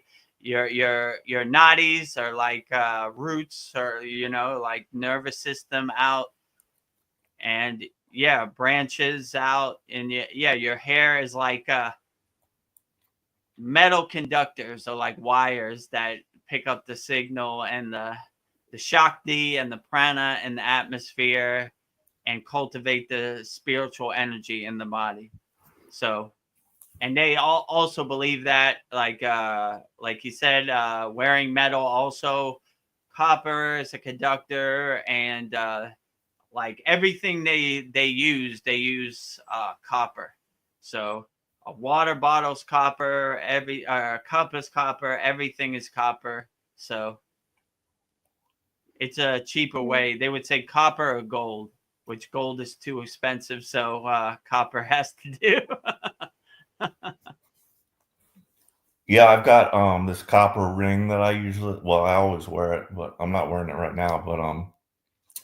But I got, it's my favorite ring, and it was like $8. You know, I just saw it and I loved it because it had like a cross on top, and then it said around it, "In God We Trust," and then on the sides it had the Maltese cross painted red in the middle, and the top part was like underneath the cross. It had like this mood ring stuff. So that part used to, I'm not sure if it still does. I've had it for so long. I think the mood ring stuff wore off, but it used to change colors, you know, with your body temperature. And it was totally like plated, you know. I thought it was like stainless steel or something. I didn't know. But eventually that wore off, and underneath it was copper. And it looks really cool because all that part wore off, and it just looks awesome. But I'm just wondering, that probably has some benefit wearing that copper ring. Yeah, like I said, all these yogis, they all have copper stuff. So all of our stuff, my water bottle, everything was copper. So copper and nothing less. So What about yeah, go ahead. like beads, and like stones, like I've got a mala that's made out of stones, you know, like I'm just wondering like what effect those, I'm sure, I know stones have, you know, some type of energy also. Yeah, so I mean, I would say in your mala, like whatever resonates with you and uplifts you, then that is the best mala to have, I would say. Some people prefer like stone malas. Some people prefer like I have Raksha beads, you know, the traditional mala. I mean, just whatever is smooth to the touch. As some people like these Raksha beads have like texture, so they like, it kind of gives them traction when they're doing their mantra japa. Some people like it more smooth, like a rock. It just depends what works best for you and what you think carries the best energy for you. That is the best mala, I would say. I mean, there are a lot of people that would say this is better than that, but like I was telling Veronica earlier, it just depends what works best for you and what uplifts you the best. That would be the best mala. So, Veronica, what do you have? Do you have like crystals and stuff at your house, or any rocks, or what do you have for your spiritual arsenal? I have this obsidian stone. It's like this blue stone. I just got it just to, because blue is supposed to help with communication. So sometimes I'll wear it like if I need to go somewhere where I need to be talking. So I think if I believe it works, it works. But somebody told me that obsidian is good for communication. So I'll wear that every once in a while. Mhm. But I don't really have a lot of crystals, but that's one that I have. It's a necklace. Yeah, and I still don't have a mala bead necklace. But I like stones and crystals. I just don't have a lot of them. I don't know. I thought if I did have, it would be cool to have a bunch of crystals around your house. I've heard that that's supposed to help with the energy. And I wonder if like it helps ground you to have all that stuff around you too, because it's part of the earth. Yeah. So, and it's alive, so why wouldn't it work? So, if the energy feels good, I think it's working. Yeah. You have a bunch of crystals, don't you, Paul? I think you've shown us around your Yeah, bathtub. yeah, I've got various ones around the house. Yeah. Um, they're stones. I'm trying to think if I have like one or two actual crystal, like an amethyst or something like that. But most of them are stones, like you said, like in that obsidian or various colors, like a quartz one. I think that's a crystal quartz. Um, and then I have some selenite, that's supposed to Mm. be good for cleaning them or something or recharging them. But yeah, Oh, it's interesting. it And I is. think I think they're pretty. They're nice to have around. So helps with the energy. So I don't know. A question I have for you, Vedagurudev.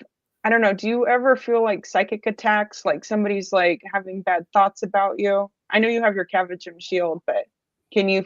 I don't know. Like I'll feel like buzzing around my head, and I always wonder if somebody's having negative thoughts about me, about the feeling. Yeah, I do, but I kind of look at it as an opportunity to dance. Like, oh, you Nice. think I'm affected by that? Let's dance. Like I've been waiting for you. I'm ready for it. So it comes in different levels. Let's say I go to the store 7-Eleven in Thailand, people will see me and they'll tighten up their mask.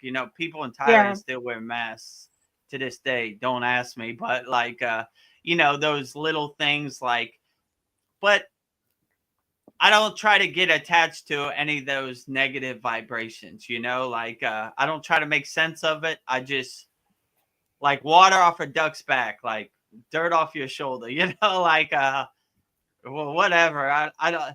I try to keep this perspective. I don't work for you, or you don't give me money, or you don't help my family. So what you really think doesn't really matter. So when you have that perspective, it's hard for people to get under your skin and dance around, which they really want. You don't. If you don't care, then how can they affect you? So people will give you dirty looks or. Yeah. I know more about God than you do, or so whatever. I don't try to get attached to it. I just laugh at it like the joke it is. Like, oh, look at this monkey show out here. Let me get my popcorn and sit back and enjoy the show. Yeah.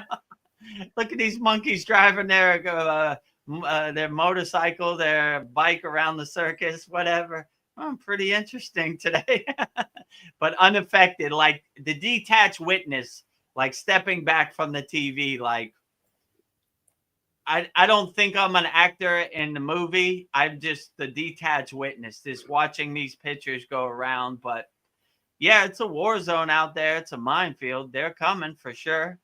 They look for the opportunity to test your higher consciousness. Let's say it.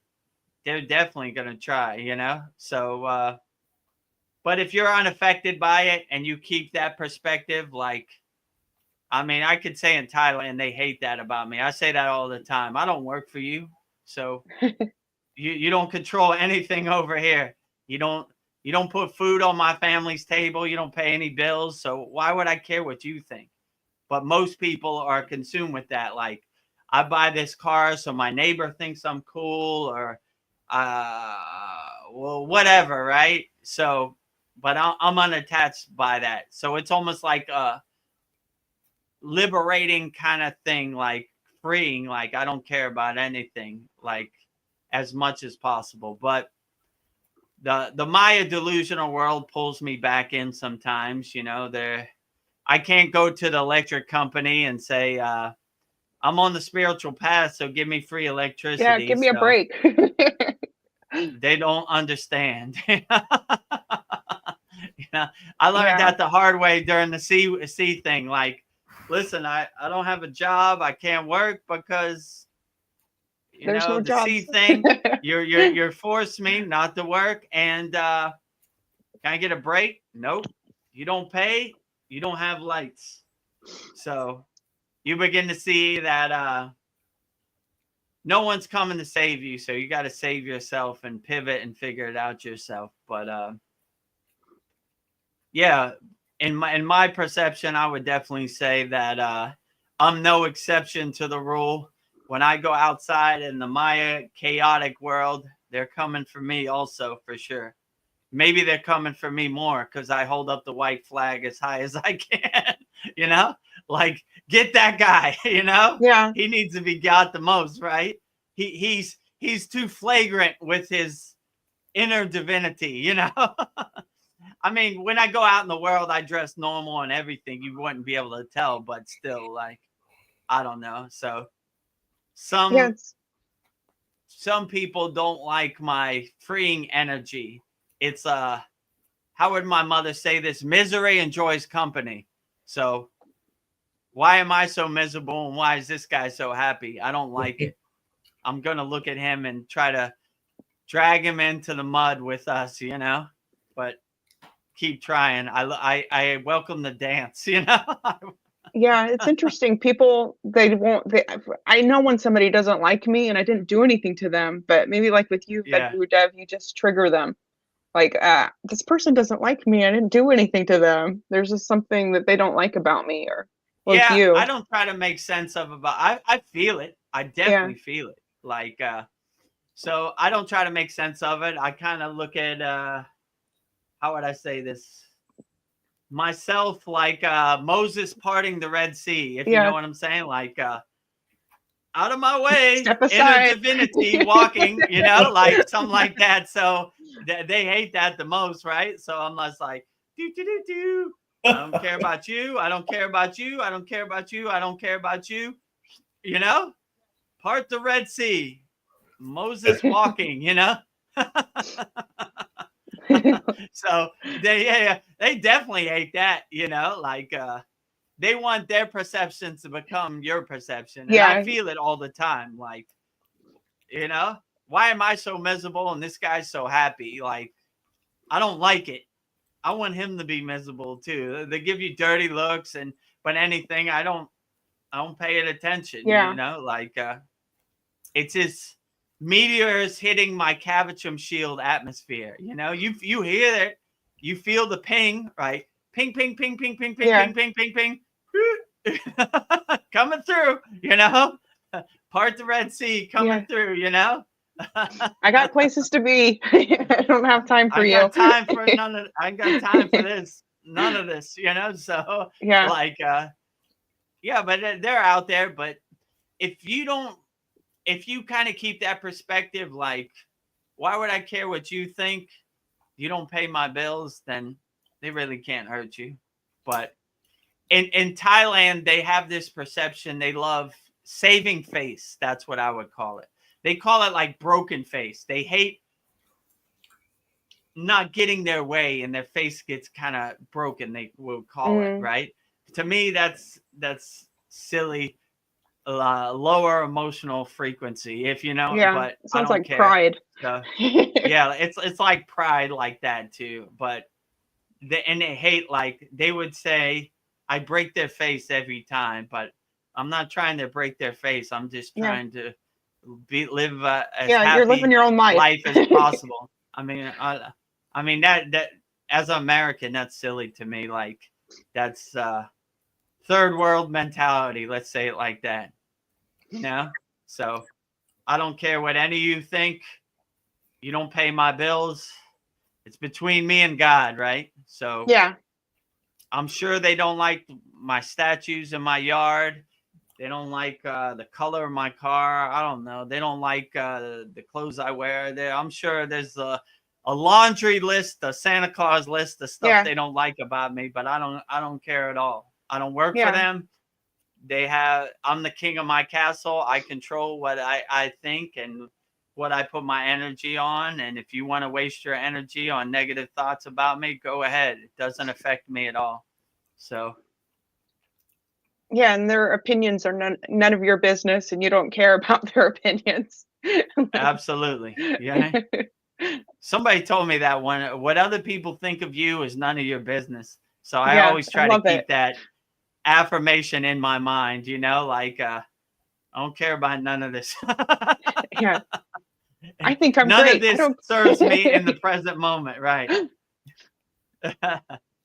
It's too bad you don't know how great I am, but like, keep on keeping on. Well, I'm gonna just radiate that greatness. Yeah. If you want to accept it or not, up to you. But like I said, misery enjoys company, or my mother would say, people who live in glass houses should throw stones. If you know what I'm saying. So fix yourself before you try to judge me. Let's say it like that. So. But it's easy. My guru used to say it's easier to point at other people. That's lazy. Just point that finger right at yourself. Go in the bathroom, look in the mirror, and I need to be better. Why am I so offended by this guy who's has a smile on his face? He's Yeah. living happy. I need to fix myself. I don't need to worry about other people. I have no control over what other people do. So it's a waste. It's a drain of my energy. It's a waste of my energy trying to control other people. So I should just be the best person I could be in the present moment. And if you accept it or not, it really doesn't matter because it's between me and God. So I'm sure my neighbors don't appreciate the fire. They don't like my statues. They probably don't like my American flag. I don't know. I don't know what they like. They probably don't like anything about me, but it doesn't matter. I'm not living for them. I'm living for myself. So I do what makes me happy. What they think about my car, or my statues, or my spiritual practice, none of my business. Yeah. You're not I'm trying to win curious their as vote. to what your neighborhood looks like, and are there any other foreigners there? Because I know how it was with me in the Philippines, but I was in a little townhouse area, and it was just basically houses, just one next, sharing a wall, so it was just all around. There was no foliage, no yards. Some people had plants in their balconies or whatever, but it was like a cul-de-sac, and it had you could just walk around it. So it was kind of nice in that way because not a lot of through traffic, but and everybody was very friendly. Didn't have any broken face towards me. Broken face. Yeah, so I live in a gated community. It has I don't know what you call it, like a garage door opener that opens a gate, like an electric gate. Mhm. There's a guard gate, but there's no guard in there. So it's like a private community. I don't know. It has video cameras that I could look at all around it's like one street, and it's probably 8 houses on the right, 8 houses on the left. So 16 houses. I live all the way in the back by the wall. So I have the biggest house with the biggest land. I live in a 2-story house. Let me see. How many bedrooms? 3 bedroom, 3 bath, 2-story. So, and then I have a extension, which is the room I'm in now, which is half my DJ room, half my meditation room. So so this part is my meditation room. Behind the camera is all my DJ awards and my plaques and stuff like that. So Is there a yard in front? in front of my house there's no yard. It's the street. But to the side of my house where my yagna is my yard.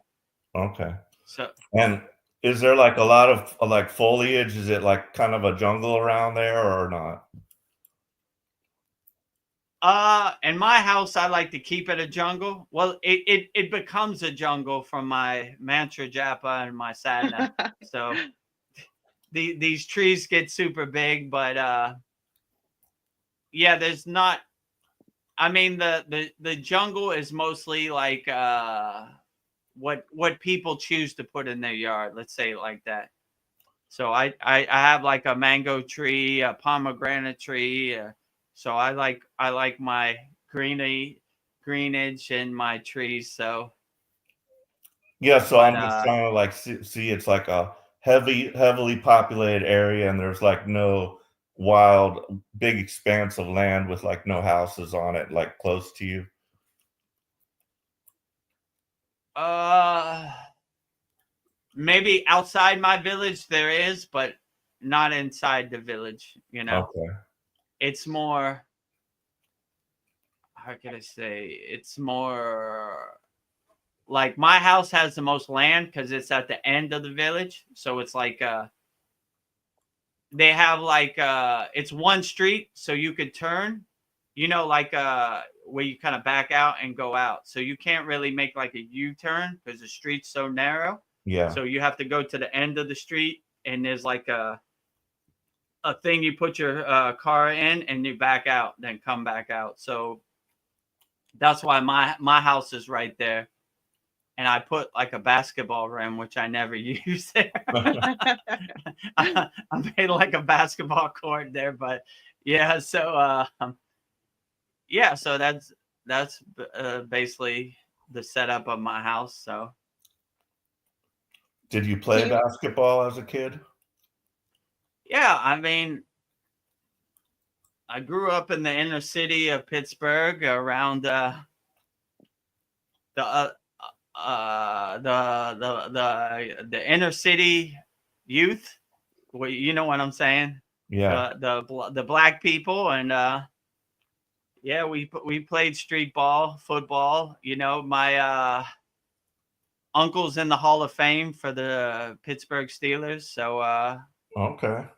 we try to play football. So but it just wasn't for me, you know.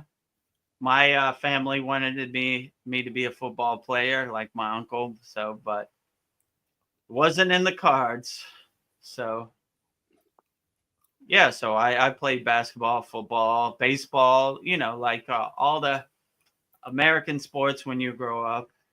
So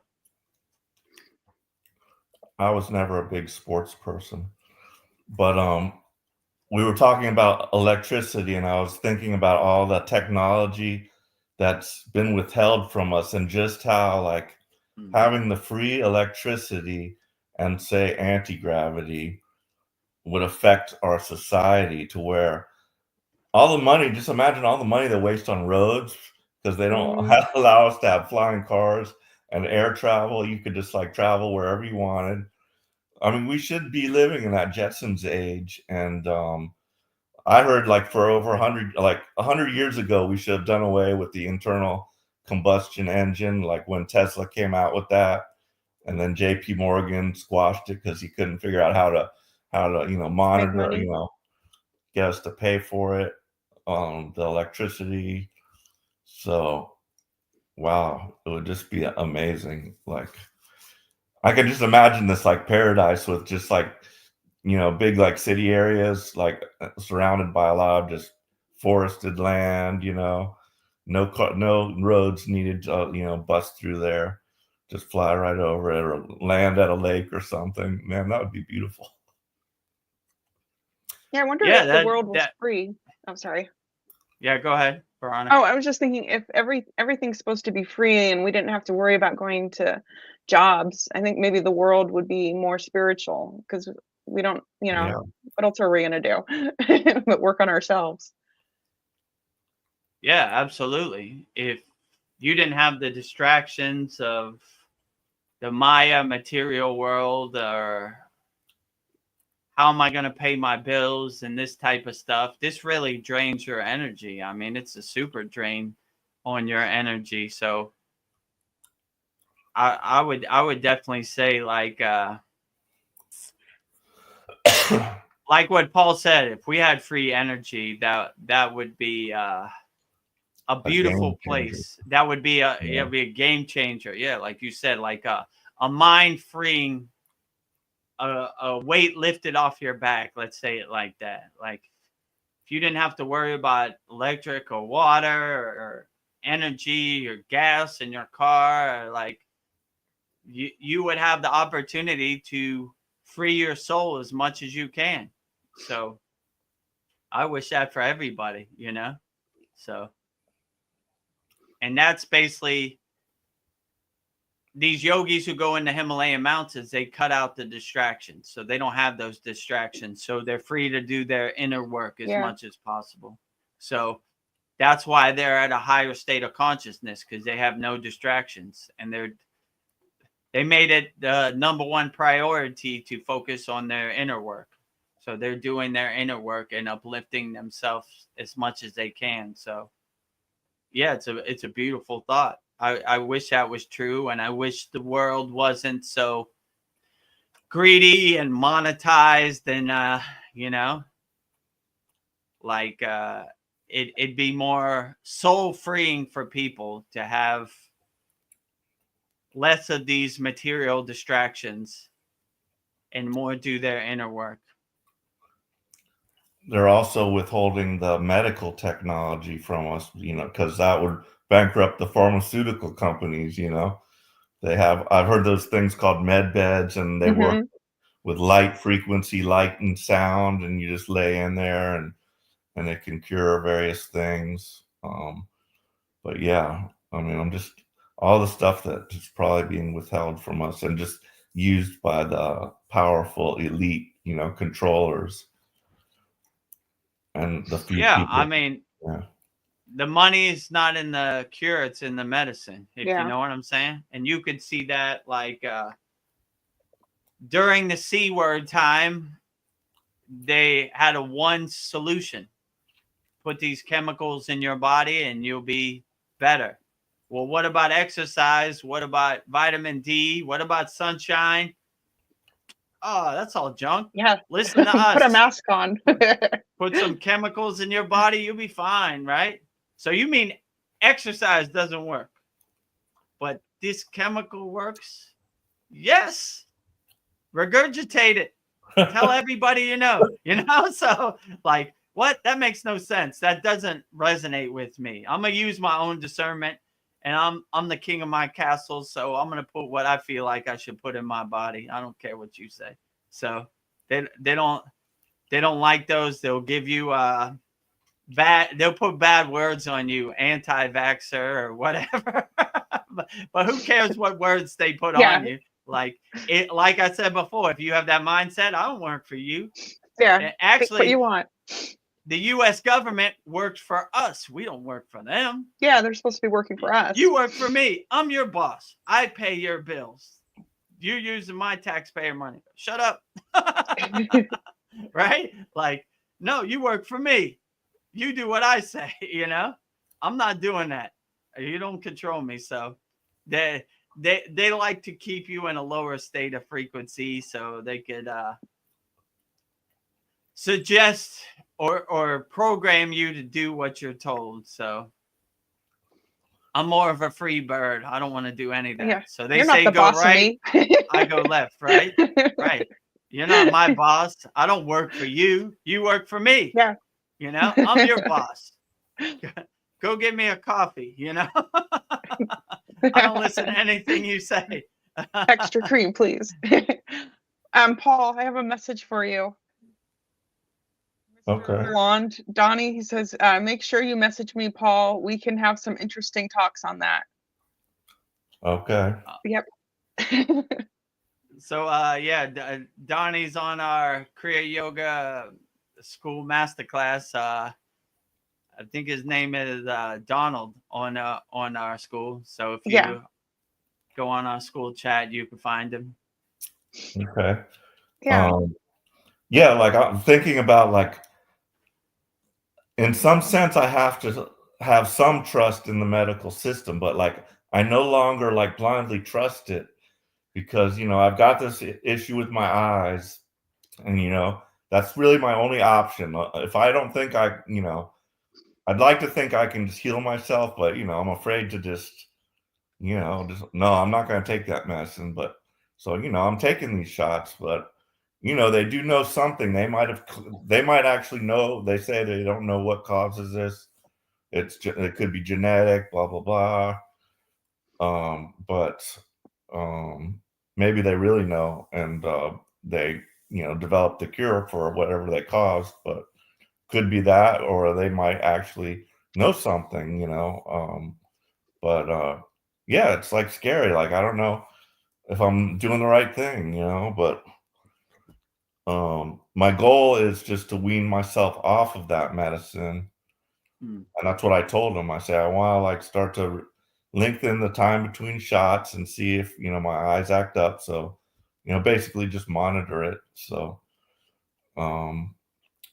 yeah, that. And then when I was at the dentist the other time, they told me to put fluoride that I should, because I was getting some cavities done. They say you need more fluoride because, and I'm like, well, what does fluoride actually do for your teeth? And they're like, it hardens it. So I let them, I'm still not using the fluoridated toothpaste, but I let them smear it on me. I should have probably on my teeth right after I had those fillings. I went right to the water thing and tried to like flush my Spit it out. I was hoping maybe it just mainly got on my teeth and not down my throat. Yeah. But yeah. I did tell the first nurse that like gave me a cleaning like a few months before that. I told her I'm a anti-fluorider, and she understood it, so she didn't really say anything about that. Yeah, you kind of need to use your own discernment and see what really works for you, Yeah. Like, I'm not saying, believe me, I would have loved to tell the surgeon in my daughter's case, we're not going to get spinal surgery, but some things you have to accept and just do, like, and some things maybe you could do without. I don't know. Just use your own discernment and see what works for you. Some things you come to a place like, if I don't let the doctor do this, then it's not going to end well. So I need to pivot and just keep moving the right direction. Like, I don't like it. I don't prefer it, but the alternative is not, I like even less. Let's say it like that. So just sometimes you just gotta suck it up and let it happen, So yeah, like I was hoping they would shine some grace on my daughter the natural way, but that wasn't the case for me. So I pivot and change directions and accept, because the alternative is harder to accept than the surgery option. Let's say it like that. Yeah. I was going to say about my nose, I could go, they said that this was optional, so I have to make that decision. But knowing how important the breath work is, I think it's like, that this is something I just have to do. So, that's why I decided to do it. And it's not super major, just a little snip and burn. And I'll wake up and it'll be done. I'll just have to go through a few weeks with a sore nose. But yeah, I think it's going to be worth it. But yeah. Mr. Blonde, aka Donnie, he has an interesting comment. He says that EFT uses the meridians in the body to get rid of physical, emotional trauma, etc. Snake diet is a specific fasting technique that resets the body's healing. Do you guys know anything about that? I know fasting is always good for healing, but I never heard of snake diet. Yeah, fasting definitely, I would recommend fasting to heal your body as the number one priority, the lightning track, I would say, for sure. Like anytime you feel like you're coming down with a cold or anything, start fasting right away. Like that's exactly what I do. And I could say during the whole C word thing, I never got sick. I never got anything. Still to this day, I've never had like a sniffle or a cough or anything. But I make it a priority. Yogis every Thursday on Guru Day, they fast. So I keep that as part of my thing. But I would definitely say fasting, EFT, use the meridians. Yeah. The Chinese, they use like these pressure points. I think they call them meridians. I'm not too knowledgeable about that, but they use it to exhaust karma. But in my opinion, I mean, I don't know too much about it. I would say the techniques we have in our Kriya Yoga School are better to exhaust your trauma and your karma and your emotional baggage that you're holding on to, for sure. Snake diet, I mean, if it works for you, why not? I'm not a big fan of I guess that means eating snake. I wouldn't I don't know. Maybe eat it's a something snake, else. but I mean, if it works, well, why not? I mean, give it a try. It's not necessary in my case, but yeah, I would try it. But I would definitely say fasting, in my opinion. I mean, everybody's body's different, so I can't say for sure, but I would say fasting works the best for me. So anytime you feel yourself coming down with a cold or just feel under the weather, just fast as long as you can. You could do like intermediate fasting, like 18 hours, or you could go like Paul did 3 days without eating food. And you'd be surprised. It sounds like your mind tricks you. It sounds like, oh, I'll never be able to do that. But once you do it, you really see you don't need too much food, you know? Your mind has just been conditioned to birth to think you need breakfast, you need lunch, you need dinner, right? So once you get that blockage out of your mind or that conditioning that you've been sold through birth, then you really see. Like I said, the yogis, every day they eat what they hold in their hand. This is their food. This is their daily food diet, you know? So, and they're perfectly fine and they're great at health. And I've never seen a yogi sick or hurt or anything. So maybe they're onto something. I mean, give it a try. Everybody's body's different.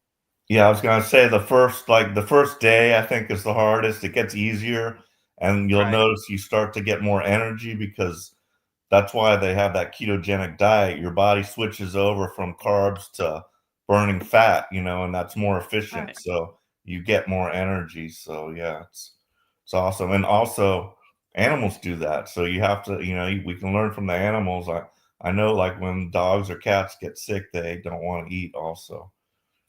At least I've thought that. But And I would say if you're going to fast, just keep your mind busy because like an idle mind, it's harder to fast. So if you like, all right, well, I'm going to go cut the grass and if you make a list of your stuff to do, you'll be surprised. You won't even notice it. It'll just go by quickly and you won't even think of food because your mind is focused on other activities, not eating. So the snake diet is actually a very specific set of minerals that you drink per day with your water so you can go on longer fast without the body going through, say, a keto flu. So that's interesting. Yeah, I would say if it works for you, why not? Try it, you know? This do the snake diet. I mean, it depends. Whatever works for you the best, that's what I would say is the best way to do it. So yeah, get your minerals, get your vitamins, and try the snake diet. Maybe it works. Mariana's here. She says, hello, wonderful people, and my teacher, my savior, Vedagurudev. Oh, I don't know if point. I'm your savior, Mariana. I'm just trying to feel my way around the dark, just like you. So don't put me on that pedestal. I'm just delivering Babaji's mail. She says, right after your mantra for my dad on Saturday, my mom texted me just yesterday saying she was in shock, but my dad finally booked a doctor's appointment to do a checkup. Oh, outstanding. Yeah. We're making progress. So, our last class, we made it a point to pray and say a healing mantra for all of our students. And I'm glad it's working out. And I'm glad your father is getting help. Hopefully that cough, that asthma, whatever lung problems your father has is burned away in the yagna also. And all our collective prayers are uplifting all of our Kriya Yoga School Masterclass members. Yeah, and she also adds to that, just like out of the blue, my mom said, but she's happy he stopped being so stubborn and took his first step towards his treatment of his terrible asthma. I will keep listening to your mantra on repeat and try to sing it myself to keep praying for his healing. Just wanted to say a huge thank you and much love.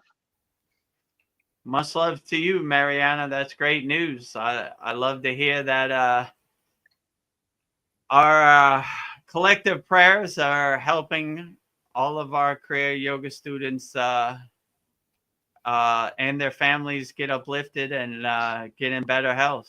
So, like we say in all of our yagnas, we keep burning it away till it's all gone all together. But that's a good step. I'm glad out of the blue, our collective prayers have stopped your father from being stubborn and started getting treatment and started taking a step in the right direction. That's a beautiful thing. That's why we're here, helping people as much as we can, helping all of our students, helping all of their friends, all their family, everybody. Rising tides lift all boats. So we're trying to help everybody. And then Mariana had a question for me. I hope Veronica's sister is feeling better as well. Yes. After her appendix burst, the next day, she was released from the hospital and stayed with her friend for a couple days. And she drove her travel trailer up to Oregon and starting her new life. So she said she's doing great. So thank you for asking. Outstanding. So, yeah. Rising tides, lifting all boats, helping everybody. Oh, and Donnie says, oh yeah, yesterday in my dream, I started crying and woke up and it was like uncomfortable emotions, especially with the yagna requesting for blockage clearing. It was crazy. Yeah, in my case, when I first unblocked my chakras indirectly, it was like, man, I never cried so much in my life. It looked like I jumped in the ocean. My whole shirt was showed. It was just that release of emotions, the clearing all those blockages out. So, yeah, it could be emotional, but it's a good confirmation. It's a good signpost. It's a good breadcrumb that you're going the right direction. You're exhausting all those emotions out. You're not holding on to them no more. So anytime, I used to look at it like a bad thing, like, oh, I'm a man. What do I cry like a little baby for? What's wrong with me? But now I welcome it. Like anytime I start to cry, like there'll be times when I say like mantras, japa, or anything like, I don't know, like even a satsang. There've been times when you might see a tear go down to my eye. Yeah, me too. This is really profound. Wow, or I hear one of our students say a mantra, or I say a mantra, and I'll be like, whoa, that really touched me. So like, just let it all out, exhaust all that karma out. I like to look at it as like our chakra, like a flower blossoming and like black smoke coming out that flower, like exhausting all those trauma and emotions you're holding on to, just letting it all go, letting it all out, cleaning out your temple, keeping it clean, you know? I don't need these boxes. They no longer serve me. All this dust. Open up the windows and clear out your temple and let it be clean. Get all that trauma, those emotions, all those things that you're holding on to that no longer serve you in the present moment. Let them all go.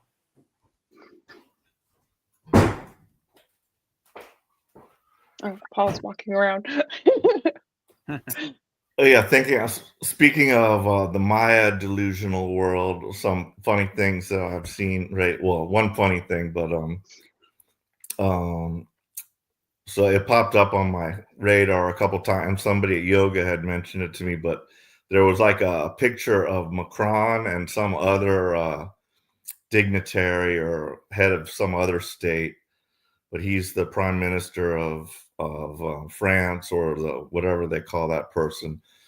And like a camera came in unexpectedly, and there was like a small bag of cocaine on the table, and then there was also like a small gold spoon.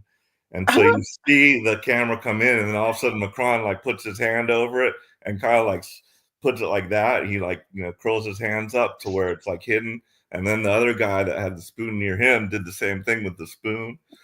And you could tell those guys were wired, because I've seen people on cocaine, but they were, you know, they were lit up. But then when they realized they were busted, you could see their faces kind of like freak out, you know. So that was one interesting thing. And just, you know, the level of corruption at the highest levels, you know, like, don't they have to take drug tests too, even if they're like the president or the prime minister, you know?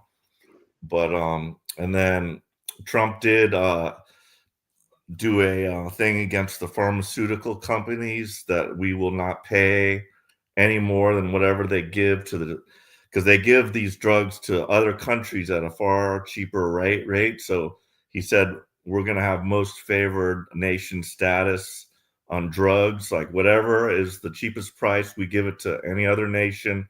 That's going to be our price also. So, you know, I mean, it's drugs, but, you know, some people do need drugs, you know. I mean, you can't just like break free of it instantly, but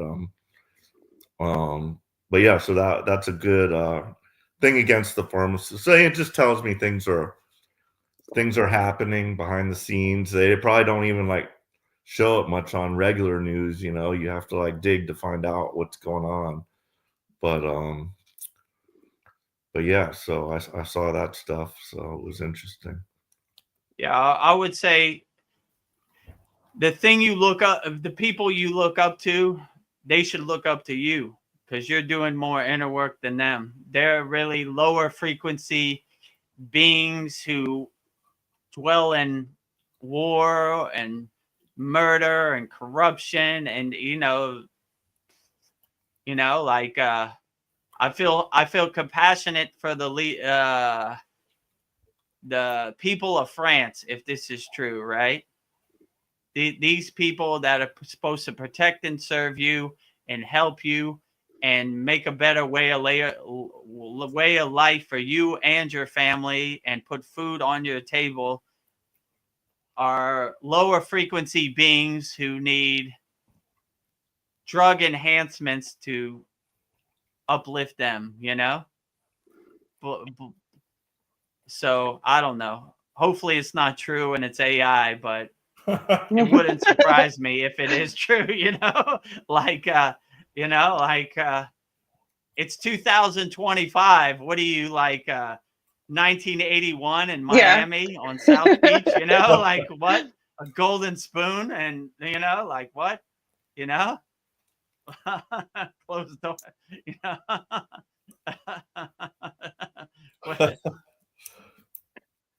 So like, well, I don't know, you know, you begin to see the people you look to help you and make a better way from your life. They're just helping themselves. So yeah, I don't know, you know.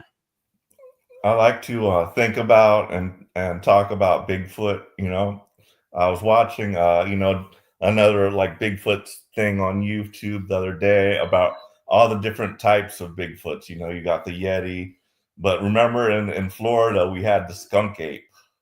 Do you remember that? Yeah, They called it the yeah. skunk ape. we had Where our was own he, like, version. the Everglades, right? The skunk Yeah. ape. Skunk ape. I'm just remembering, like, I just remember that back in the 80s. Oh yeah, that Bigfoot like exploded on the scene, and there were all these movies and stuff like that about Bigfoot, and like also like why do we Yeah. like scary stuff? You know, like what is it in us that like we like to watch scary movies? Why?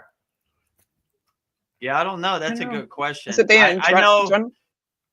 the more I raise my frequency, the more I can't do it. Like I've talked about it a bunch of times. Like, I don't know, like, let me see what this Squid Games is about, what they're talking about. And I'm like, I can't Yeah. do it. You know, it's like sticking my finger in the light socket, like, can't do it. Like, I don't know. The more I raise my frequency, the more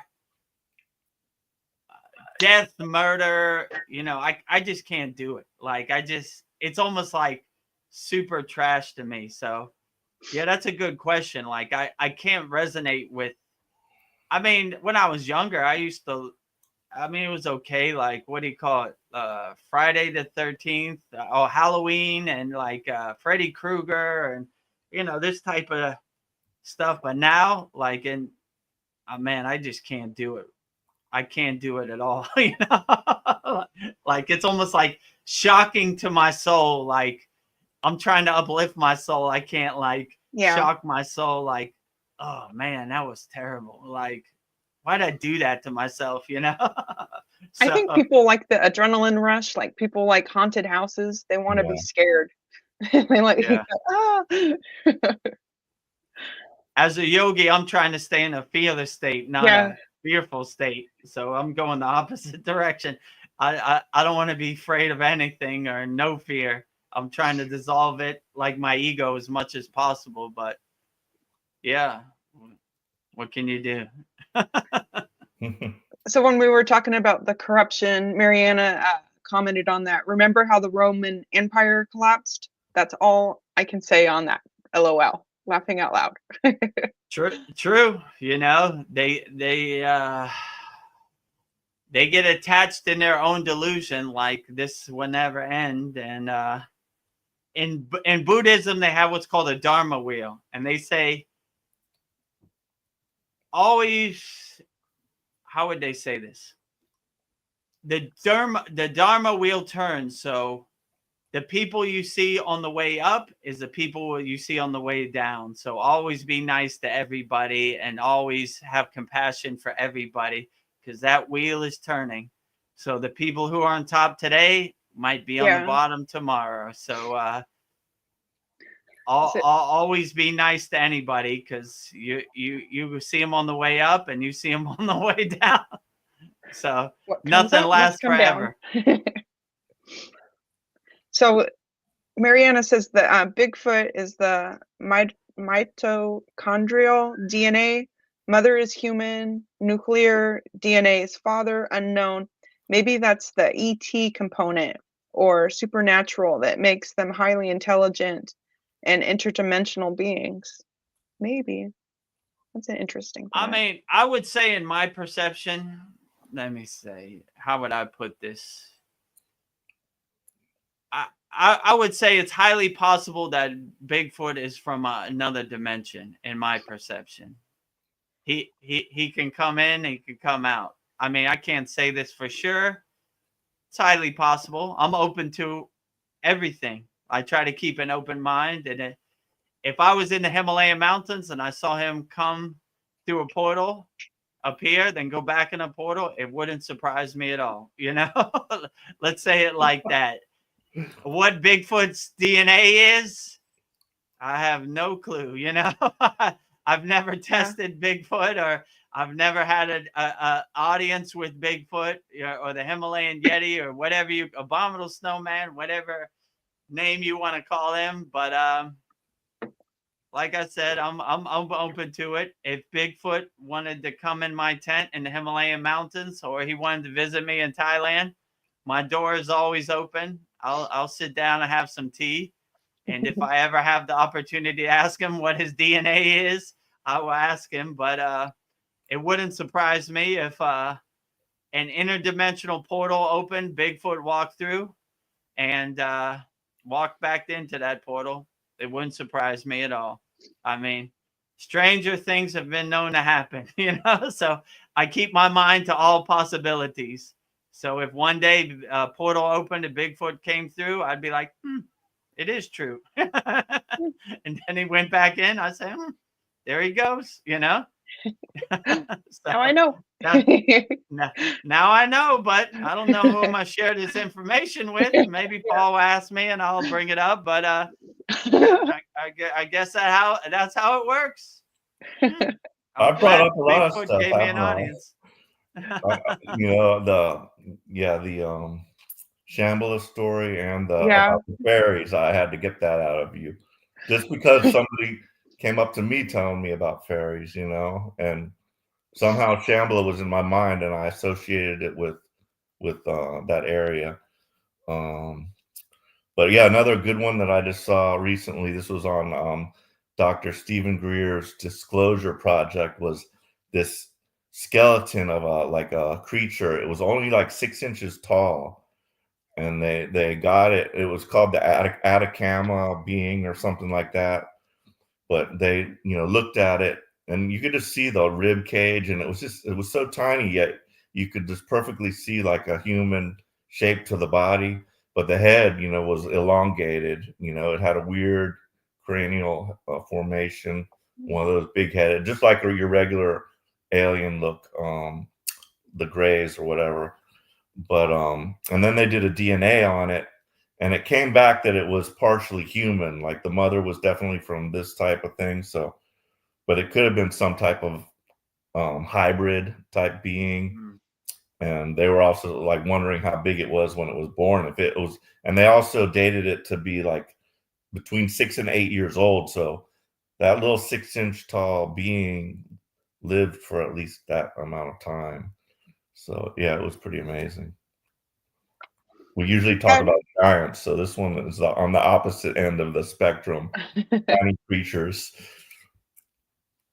I had a question for you, Paul. Dwarfs. Oh, okay. Yeah, go ahead.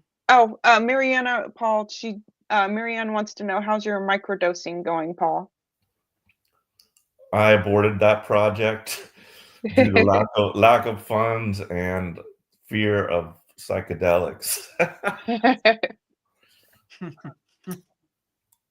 But it had been spoken that if you microdose like some mushroom psilocybin, that it can lessen, like make you not want alcohol as much, or it has various medicine. If you don't like take enough to like get you actually high. I've heard of some benefits to it, but I was thinking about trying that, but I didn't go through with it. Too scared. Yeah. Because of an experience I had as a youth, but it was a different psychedelic substance, but it still scared me. It's just like I don't want to get put under because I'm out of control. So if I do something like that, I've lost control of some aspect of myself. So don't like it. Yeah.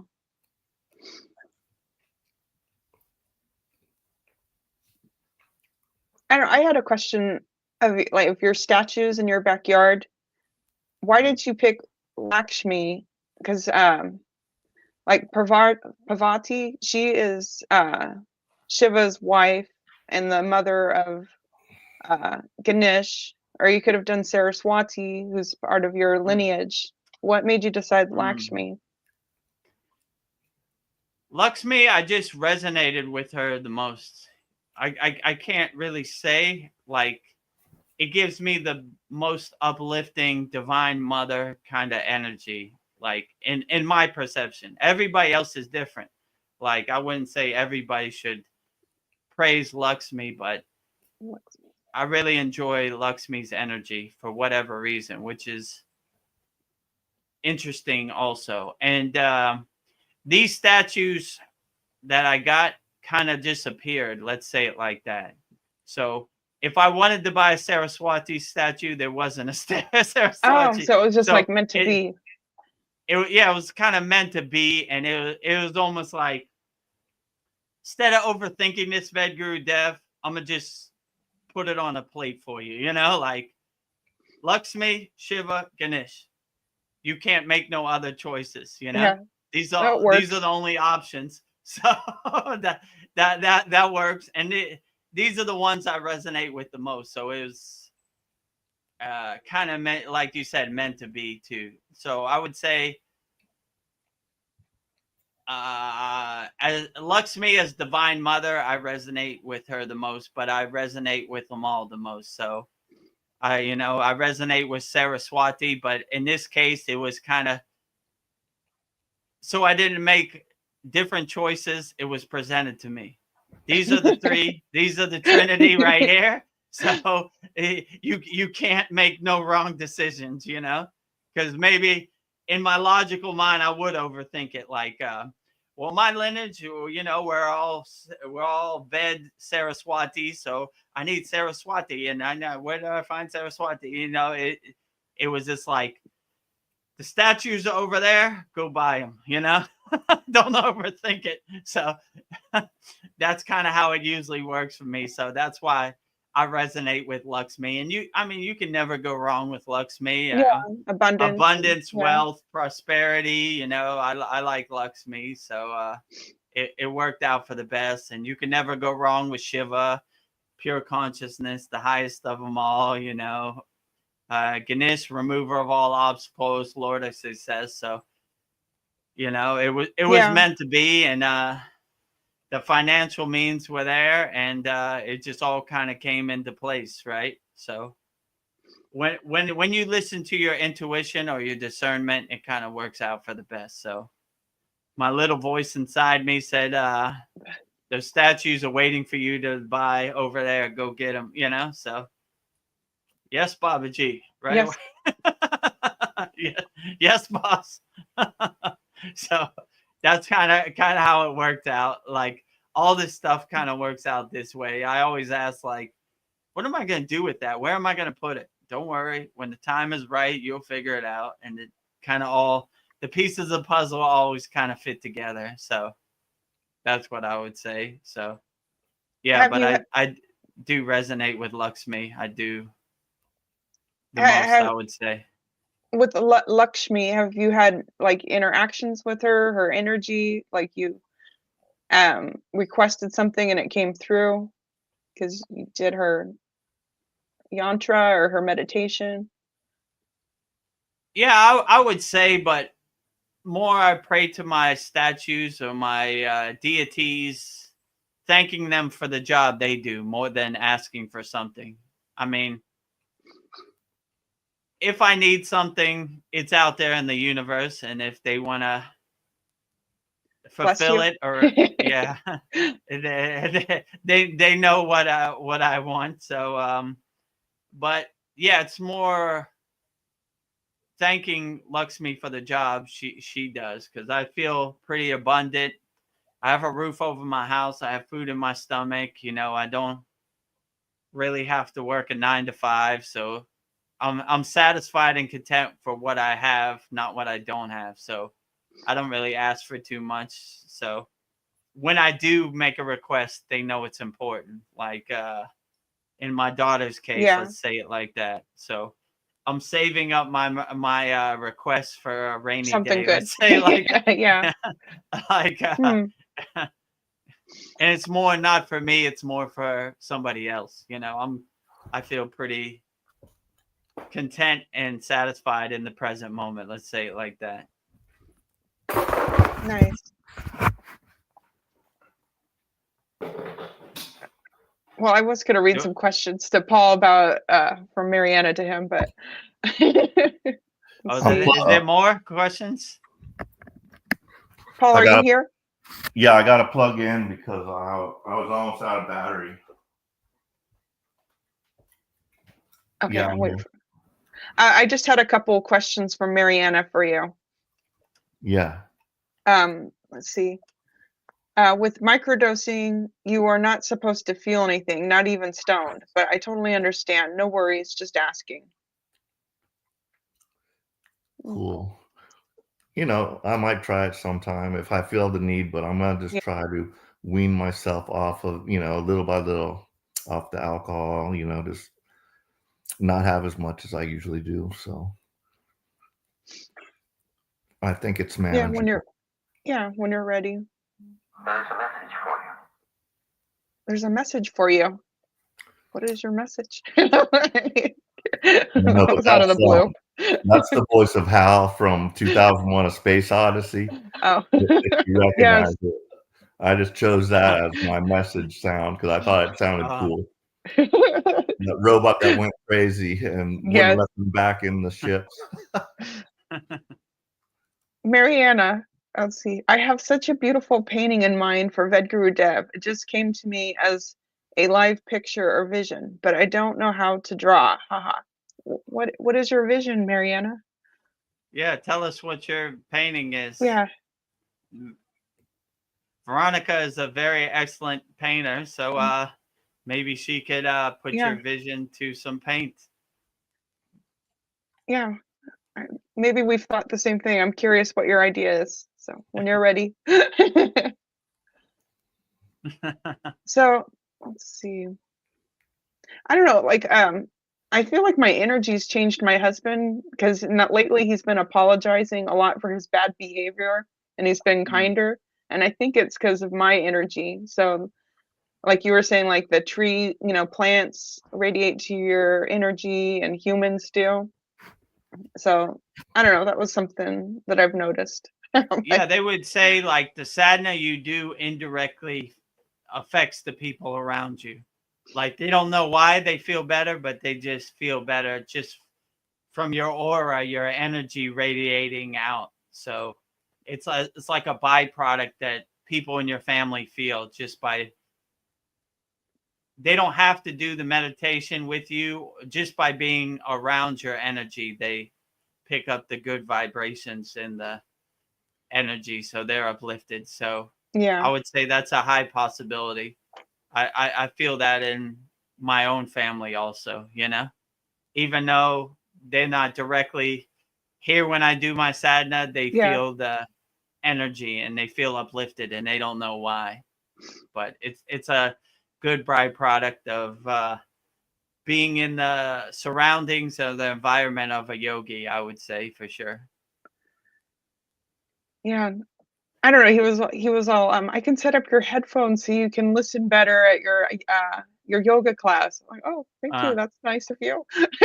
But yeah, he's not interested in the yoga class, but he just wants me to be happy, I suppose. So I don't know. That's a good blessing also, so it's a good confirmation that things are going in the right direction. Yeah, that I'm having an effect on other people. Yeah, that's a beautiful thing. I was curious, have you ever done like a mantra japa for like 24 hours, just nonstop? What's the longest you've done a mantra japa? Or have you carried it over into your sleep? All in one time? Yeah. Or if it's like 108, it was like the farthest you went. No, I've done recently when my daughter was in surgery. I probably did Dan Van Tree's mantra 5 hours. Wow. So that was probably thousands of mantra japa.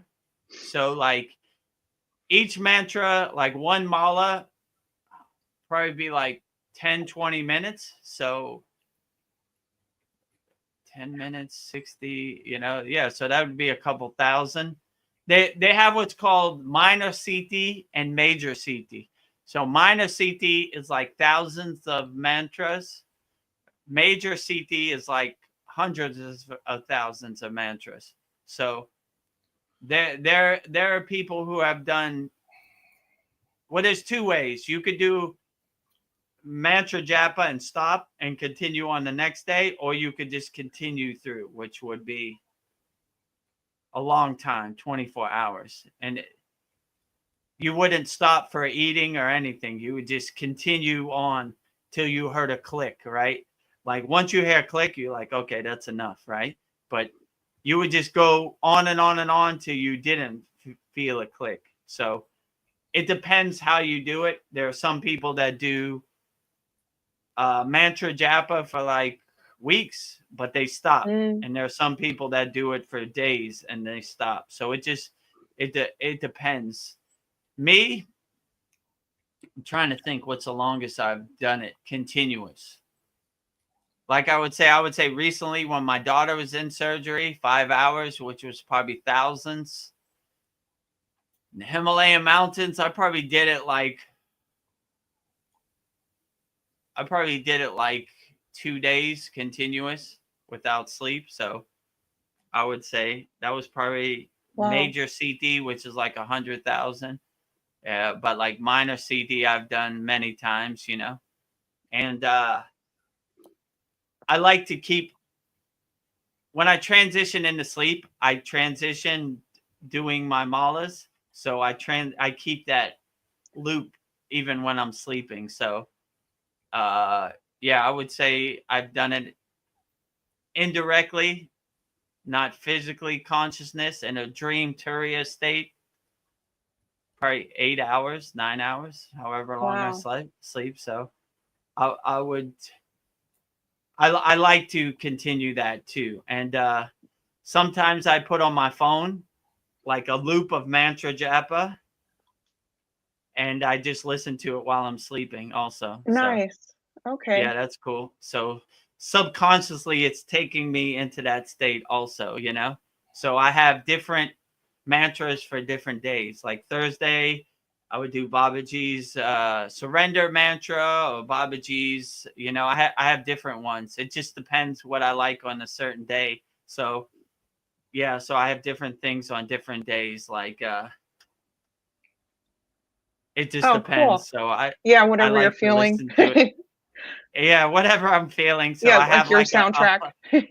a playlist on my iPhone, which is like you know, like Monday, Tuesday, Wednesday, Thursday, Friday, Saturday, Sunday. You know? So it depends, and it could vary. Like, you know, I feel it's Monday, but I feel like Babaji today. So I would usually do Shiva on Monday, Muruga or Brahma on Tuesday, Ganesh on Wednesday, Babaji on Thursday. Then I would do like Lakshmi or like Kali or Saraswati on Friday. Saturday, it's kind of whichever one I'm feeling, but Hanuman on Saturday. And then Sunday is kind of like yogic potluck, you know, Yeah. whichever No I rules. feel. There's like 10 different ones, and I feel certain ones on certain Sundays. But that's kind of the framework, but it doesn't really work out that way. I mean, I would say usually Wednesday or Thursday, I definitely stick to Ganesh or Babaji. And Friday, I usually pick like a Devi or like a goddess, you know, like whichever one. But the other days, I guess I stick to Shiva on Monday, but like the other days, I just play it by ear, you know, whatever I'm feeling, that's kind of how I go. So, and that includes like mantra japa before I go to sleep, or the listening to the mantra while I do sleep, you know. I'm gonna try that. And I notice when I do it like that, I don't ever have bad dreams, you know. Yeah. Because the mantra overpowers whatever external Maya delusional thoughts I have. So yeah, that's a great way to like focus your mind before you sleep. Wow. And you're like in a blissful divine state in your dreams, whichever deity it is. So yeah, I don't know why I asked you that. I was just thinking, how long could you do a mantra japa? Like, I guess as long as you can. Could do it. You could. It's like samadhi. You could, when you're in that rhythm and you're in that mindset, you could just go forever and ever. I mean, you know. I mean, you could probably do it while you eat with one hand, mantra japa on, you know. you're thinking it, and so if you do it internally, you could do it way longer than you could do it externally, you know. But yeah, you could go as long as you want. I mean, there's no rule set, so. Practice Being says, by the power of japa, the sense organs are subdued.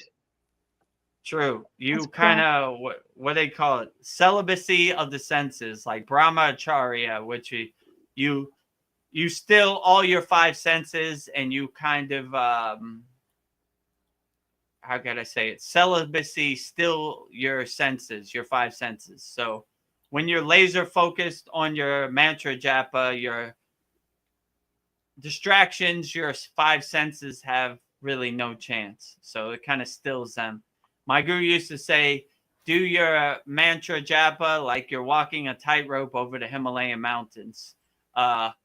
Aware of the height below, but laser focused on the tightrope, which is your mantra japa. So that's kind of how I look at it. So Nice. when you really lock in on your mantra japa, you don't have time for distractions. So it indirectly calms your monkey mind or your mental clutter just by doing mantra japa. You're laser focused on the raksha bead. You're laser focused on the sound syllables, the bijas, and the mantra japa. So you don't have time for any external unnecessary noise. I was thinking something about when you had your samadhi, like 5-day samadhi session. So were you sitting in lotus position the whole time? No, I was sitting in half lotus, like now. Okay. Which is lucky for me. I wouldn't have been Yeah, able to they're walk for a painful. month. Right. Know? Even when you, like, let's say you go into samadhi and you come out like now I could, like the windshield wipers, butterfly, you kind of I know how to loosen up your leg. But in the beginning, I couldn't even walk there was times I couldn't walk for a day. Like I had to literally like crawl to the chair. Like, my legs were like linguine or like spaghetti. They were gone, they didn't work at all. They were totally gone, Did that scare you? A little bit, but not really, like I didn't think I was not gonna be able to walk. I just thought like, it takes a little while for my legs to warm up. They've been inactive for a while. So, Yeah. I mean, the more you do it, the more you get accustomed to it. But in the beginning, I would say, yeah, I was like, damn, I can't stand. Like you can't stand up. Like your legs are like, how would I put it? They buckle, So like if you try to stand up too much, you can't. Like you'll fall over. So I would just. The more I did it, the more I realized, okay, like my legs are totally gone. I need to warm them up, and then you start get feeling back in your legs. Like, but yeah, in the beginning, I was like, damn, I overdid it. That's why I tell people in our school, like, how long should I sit in full lotus position? Well, if you can't walk, it's too long, like have some moderation, don't be a dummy like Vedagurudev. Like he overdid it and then couldn't walk, right? And so it takes a while to get feeling in your body, but back then it took a lot longer, let's say, and it is kind of scary because you're like, I can't stand up. Yeah, but it comes back after a while. You just gotta warm up your legs. Yeah, go ahead. The other thing I was thinking about was sleep deprivation. Like 5 days you're really not sleeping. And, tons of studies have been done on, they experimented on people about sleep deprivation. But I guess in that state, that's a very relaxed type of state. But, if you get sleep deprived too much, you kind of like lose it. You go crazy or whatnot. But so I just wonder how it's able to withstand not having sleep, really. They would say it's a sleepless sleep state. So you're kind of slowed your body down to a point where it kind of indirectly recharges itself or nourishes itself with the prana. So it's not like being super awake and active doing stuff. It's more of a half sleep state and a half awake state. They would say, be aware of what is aware, which is basically like, I'm aware, but I'm not super active. I'm kind of reducing the charge on my battery as much as I can to prolong it, let's say, without recharging my battery. So they would kind of say it in that perspective. So sleep in that heightened awareness state, sleep is less necessary than it is for a normal person, let's say, because you're kind of in a sleeping dreamlike state already. So Right. it's like being aware of what is aware. That's what I would say. You're aware, but you're not aware. So it's kind of hard to explain. That's why they call it the sleepless sleep state. You're not sleeping, but you're kind of sleeping, you know? So but yeah, they could go in that state. I mean, depending, I don't know. Wow. I mean, they wouldn't need to recharge for a long time, depending on how accessible they were to getting the prana from the atmosphere and nourishing themselves. But it's highly possible. Interesting. Yeah. So Mariana is describing her painting, and it sounds beautiful. It's hard to describe the vision, Veronica. Well, it's a Himalayan view on the background, an empty road, and Vedagurudev walking the path alone, looking into the far lands ahead, serious and thoughtful look on his face, dressed almost like a hermit or like a monk, holding and carrying the lantern of divine light. The road on both sides are beautiful fields, soft long grass, flowers, birds, everything is alive. That is a painting for a guru. Wow. And with a long gray beard and Yeah. ash smeared all over him. Dreadlocks, Wow. ash, you know. I'll have to think about this one.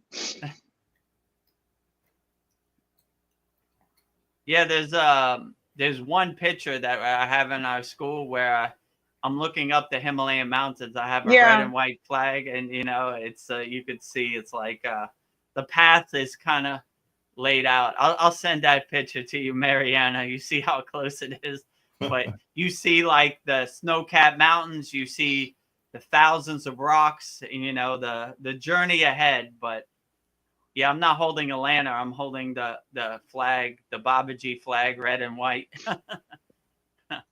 But yeah. I don't know. I've been thinking about a painting for you that you always talk about Satu Pond Lake, how happy you were. Mm. And I was thinking, I don't know, you sent me that video of you with Babaji in the lake. I think it was the first time you went there and he kicked you in the lake. But when you're coming in and out of the lake, I don't know, like a baptism. When you're coming out and the swirls of water are around you. I don't know. I just visualize it. It's a beautiful image. So I don't know. It's something I've been thinking about. You in the lake coming out of it with holding Babaji. I've got a question about the lake and the ice plunge. Did everybody do that, or were there some who opted not to get in the water? Well,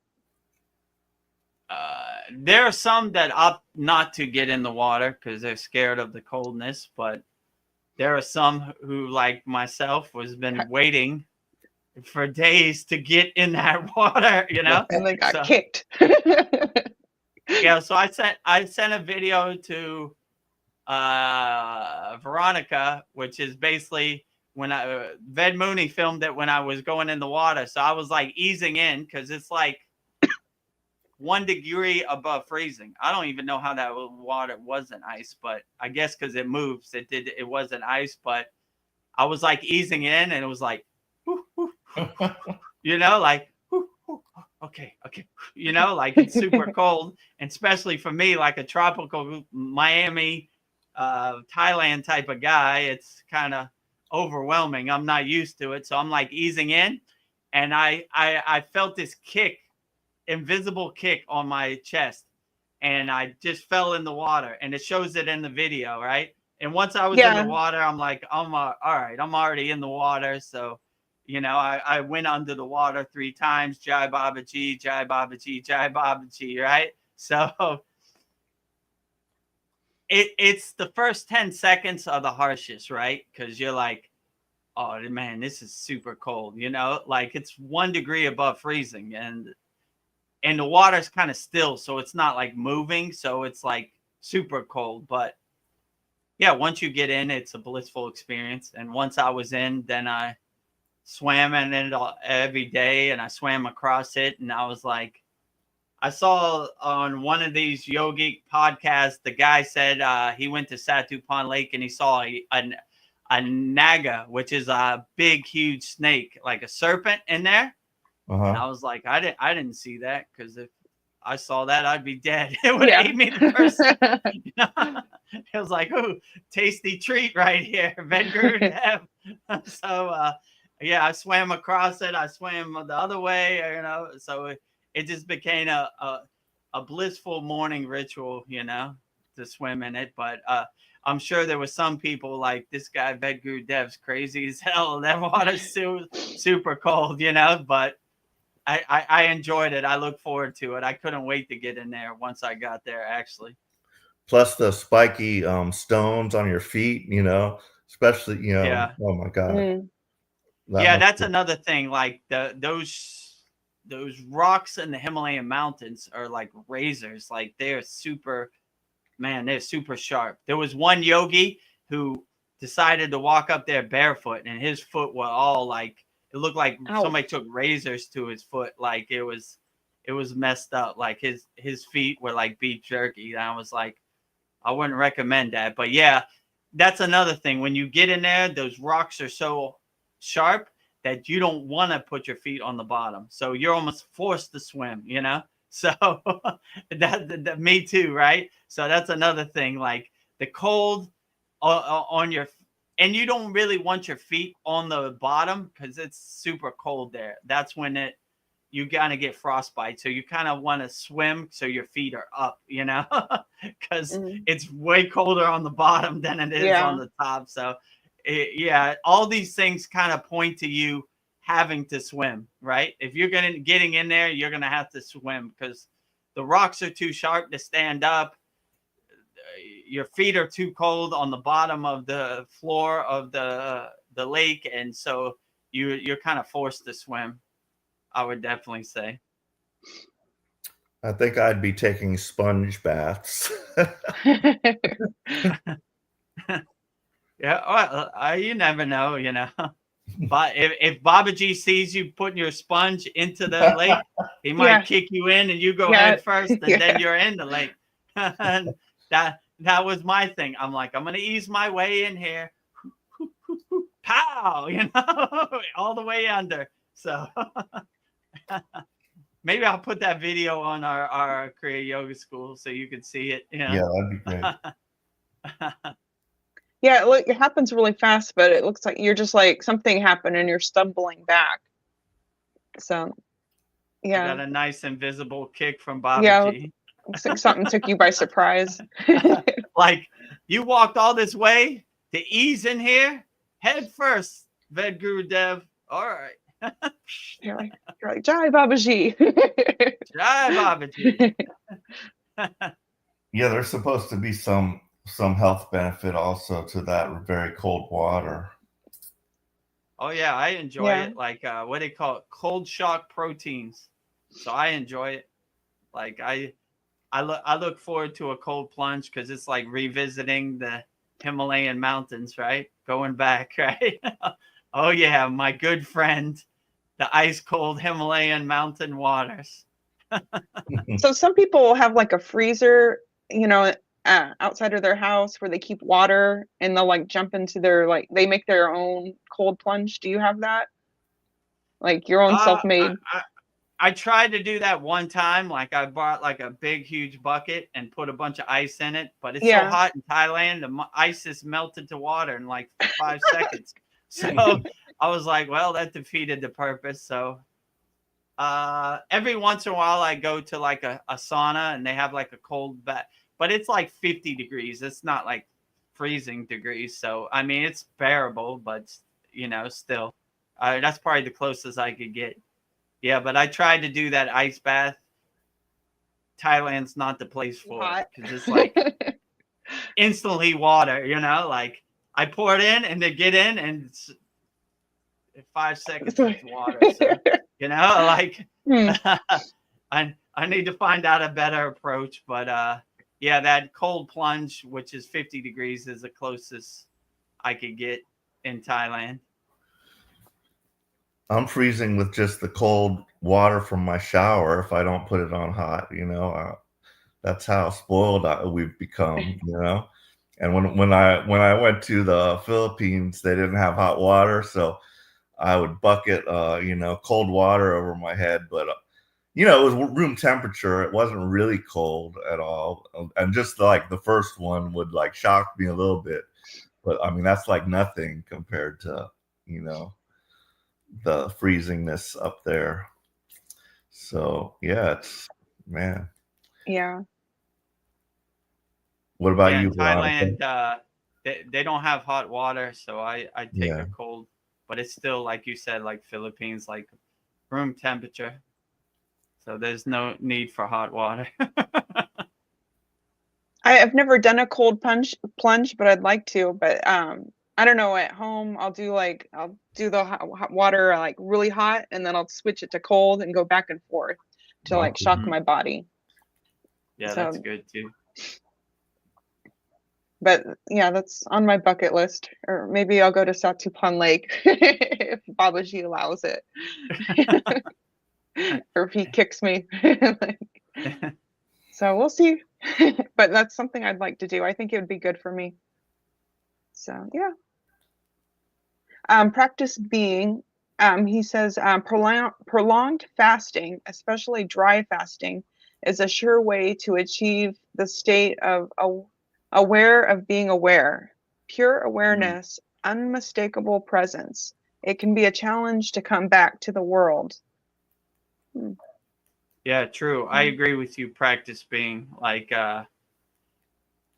in my case, prolonged fasting was indirect. I wasn't trying to fast. I just was in a heightened state of samadhi. Like you saying, aware of being what I was aware. That's how they define like samadhi, like, what do they say? The breathless state of communion with God. And I like to say like sunbathing in the grace of God, like pure awareness. So it is very hard to come back, actually, right? Like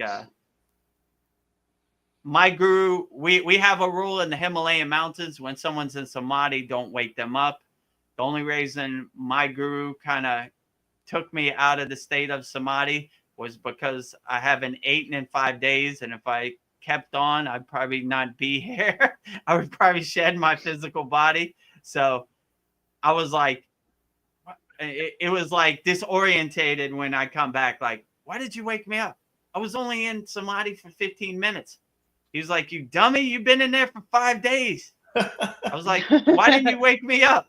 Like, he was like, you know the rules. We don't wake anybody up. I was like, so what are you doing now? Like, I was all like disorientated, like, let me go back. Like, why did you take me out? He was like, you don't understand. It's been 5 days. 5 days, you're going to die. You got to eat, I was like, what? Okay. Yeah. So it is hard to come back. Like, it took me like 20 minutes to like process it, like, or decompress or transition back into the world. Like, what? I don't want to come back.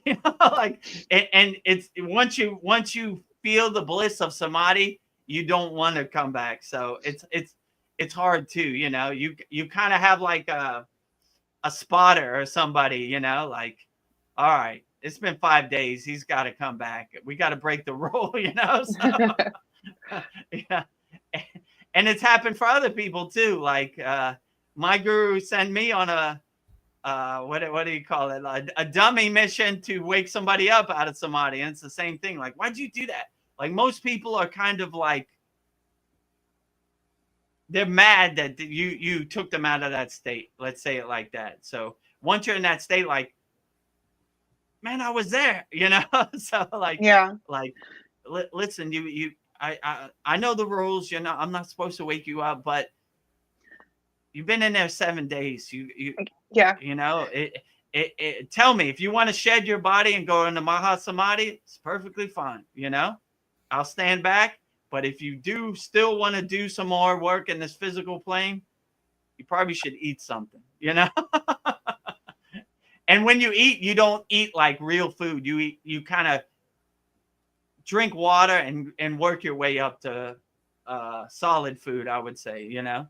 Yeah. So it's more of a 2-day kind of liquid diet just to nourish yourself and Yeah. get yourself back. But some yogis take it too far. Like I think Kyle posted on our video, there was one picture of a yogi. His ribs were all up. His stomach was gone. You know, you almost, there are certain yogis who have become like, how would I put this? Like statues, like a petrified tree. They're still in there, but their body is gone where they can't come back. So you kind of, it's a thin line to walk, you know? Like if you want to go to that state, it's perfectly fine. But if you don't want, maybe I should spot you and bring you back. Yeah.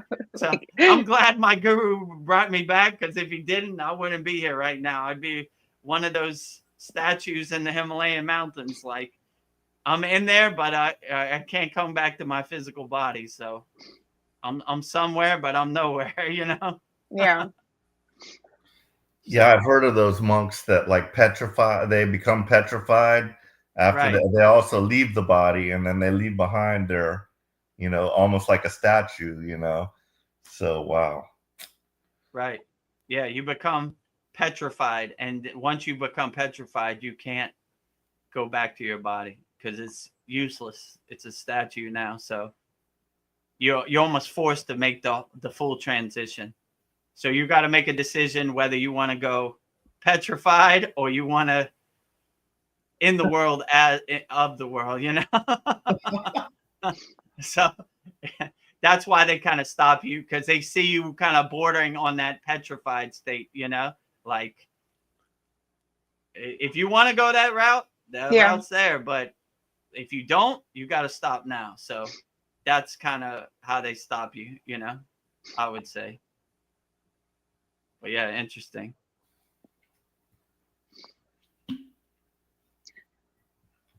Let me I don't know. I had down one second. second. Stretch out. Be comfortable. So I'll have dreams where like I'm driving a car and the brakes don't work, and I'm driving really fast and I can't stop it, or something's coming after me that wants to kill me, but it's like I always wake up before possible death.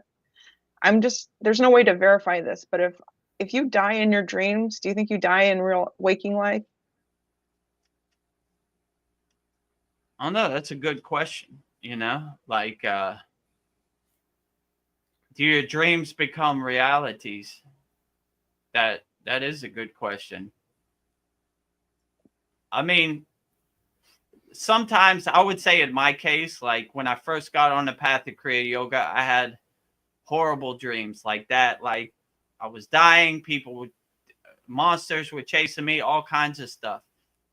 And I began to see it was kind of my ego shedding. Like I was kind of, the fruit was detaching from the tree. Like they say, Om Namah Shivaya, Trayambaya, Yaja Mahe. So like the fruit is detaching, your soul is detaching from the tree. So like you're shedding your ego, which it tries to fight you. And this is a symbolization of it fighting you on the way out, you know? So for those first 3 months, it was, I didn't want to go to sleep. Let's say it like, I was like, here we go. Another war again tonight.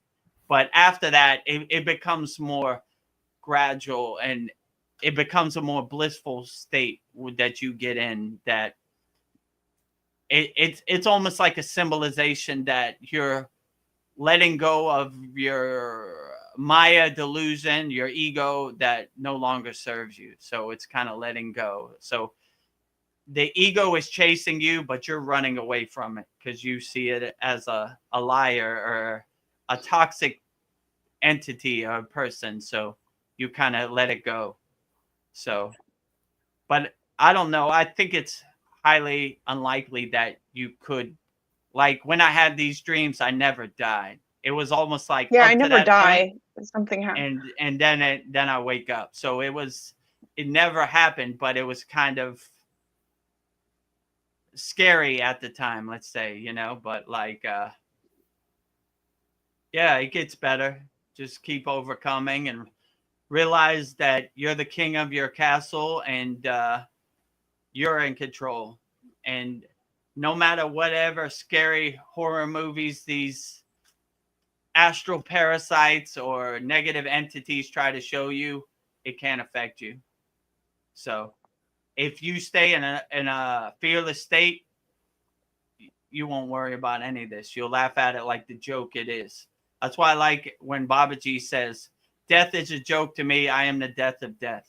So if we laugh at death, we laugh at anything. Like, so I'm not scared of dying at all. Like Yeah, I don't really most of shouldn't be these scared. most of these songs in yoga are all about like making the transition. The highest state of yoga is Mahasamadhi, right? And that's leaving your physical body and moving on. So they're always welcoming that. They look forward to it. Most of these songs, that's what they're about, like, like the fruit is detaching from the branch. Your soul is leaving your physical body, so they look forward to it. So no matter what happens, just stay in a fearless state, and it really can't affect you. Just laugh at the horror movie like at the joke it is. Like, oh, I don't believe this at all, So Yeah. and you should be fine. Yeah, and sometimes in my dreams there'll be like a voice guiding me to like go here, go there. It kind of reminded me of your Babaji story when you were at the concert and those guys wanted to beat you up. So I was thinking, I don't know if it's Babaji, but there's like maybe my higher self or a guardian angel or something. But I feel like I was protected in my dreams too. So Yeah, when you have that realization, you realize you can't be hurt, and the dream has no effect on you because you realize the ascended masters, the higher enlightened beings protect you. So all these fake stories or these horror movie projections can't affect you because you don't believe it. Yeah, I guess there's nothing to be afraid of. There's nothing to be afraid of. Yeah. I'm going to turn in, guys. I also Okay. had the pleasure of getting a shot in my eye today, so my eyes are kind of blurry and tired. But I've been trying to get that new drug. They still haven't gotten it for me, but I might have made a progress. So we'll see if maybe next time I'll get it, because I found a new phone number for them to fax it into. So, and somebody that they could talk to. So maybe we'll get it done this next time. Good night, guys. Good night. Well, wish you all the best, Paul. Thank you for coming. We appreciate your insights and your profound comments always.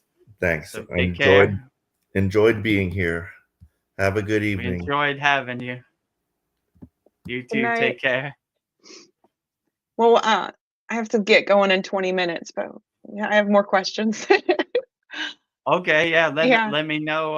Yeah, maybe we'll stop like 3:50 because we'll get in our private mantra japa session.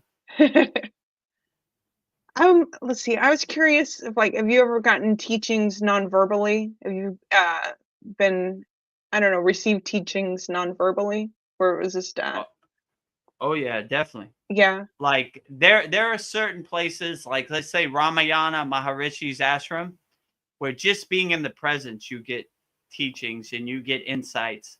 And in yoga, they say silence is the best teacher. So they're always emphasizing the non-verbal teachings are the best teachings, the most profound teachings. So yeah, I would definitely say like just being in the presence of different enlightened beings or self-realized masters, you definitely get heightened teachings, and you come to a heightened state of awareness for sure. Yeah, I guess silence is the best teacher. Silence is Whoa. the best teacher for sure. Yeah. Let's see. If anybody has any comments on YouTube, post them in there before we wrap Yeah. it up. Does the use of mudras when you're meditating make it more powerful? It depends. It varies for different people. Some people enhance their practice with mudras, and some people mudras aren't that effective. So it just depends on you. Like I would try it out. I mean, I personally like I've been doing for almost 4 hours, hold Yeah. Yan mudra, you know. I just do it indirectly. It's like second nature at this point, but it depends what works best for you. Like I whatever you do, I wouldn't force it. I would just let it happen naturally. Like if you just put your hands in that state, they normally gravitate to that, or maybe they wouldn't gravitate to that. So there's no real right or wrong way to enhance your practice. Some people like to do like this, like just palms on their hands, or some people used to like to use mudras like Yan mudra, or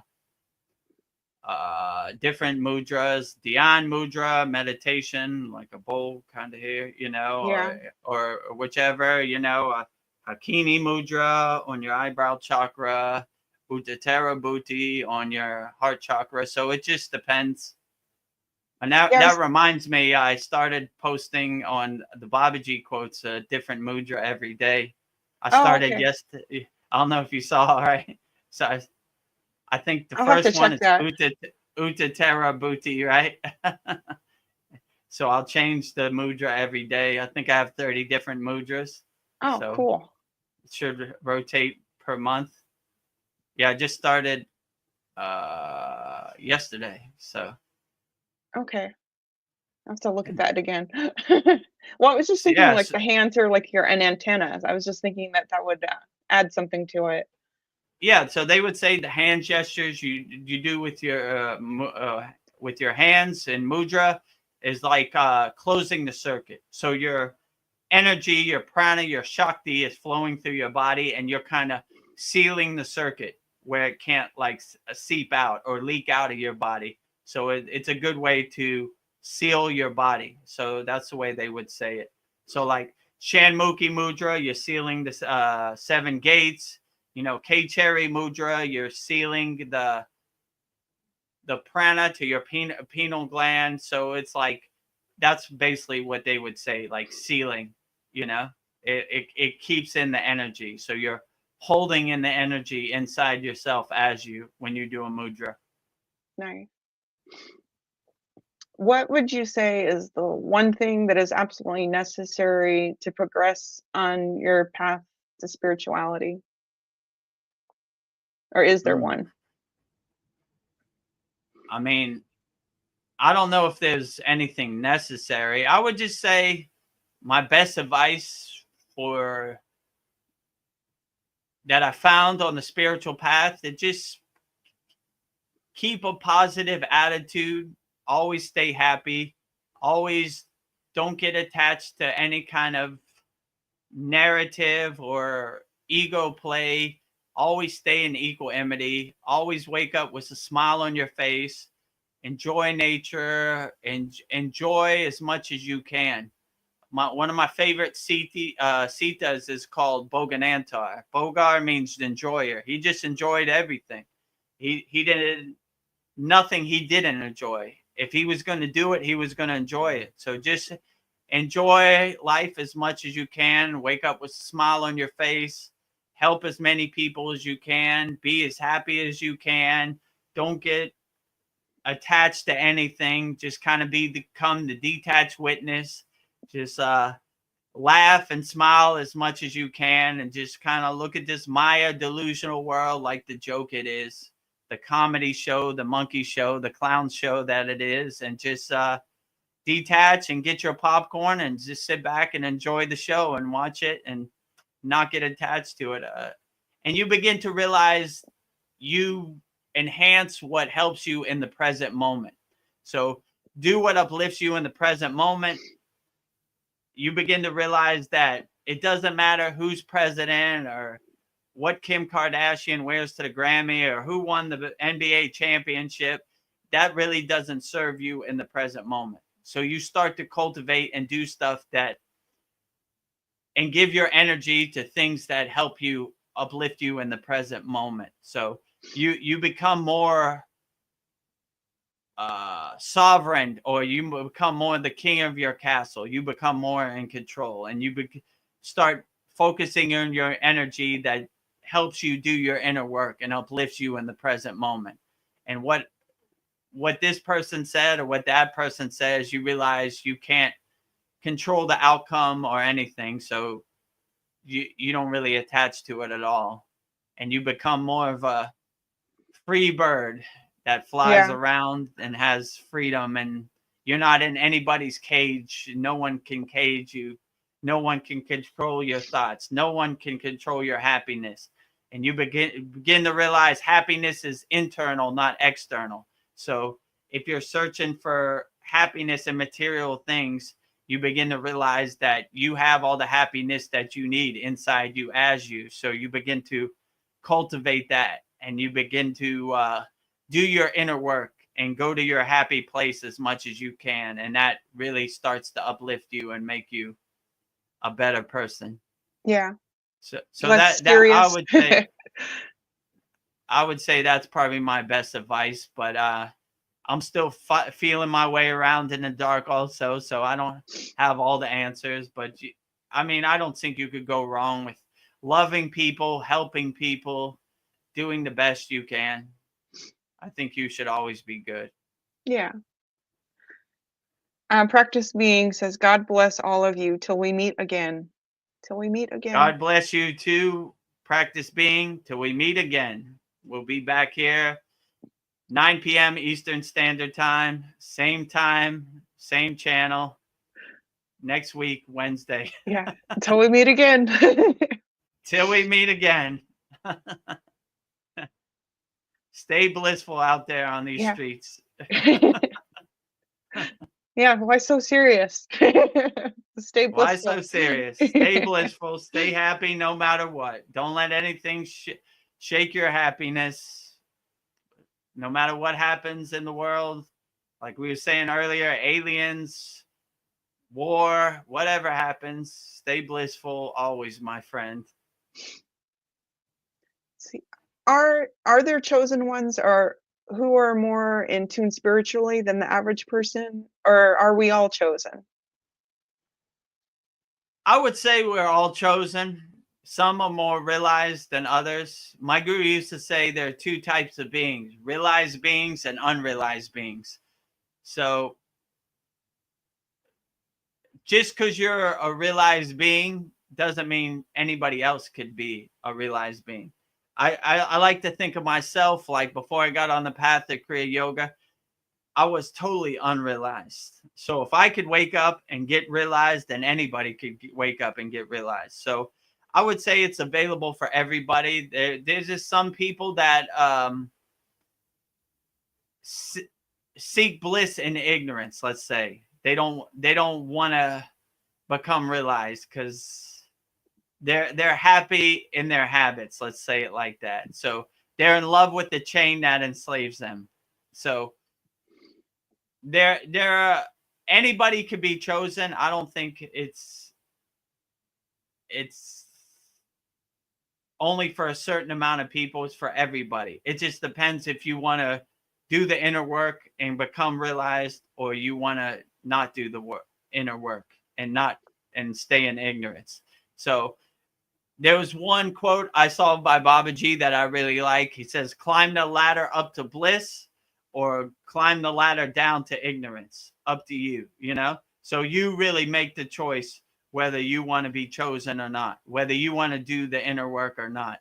So I would say that it's not special for anybody. Just certain people have done more of the inner work than other people.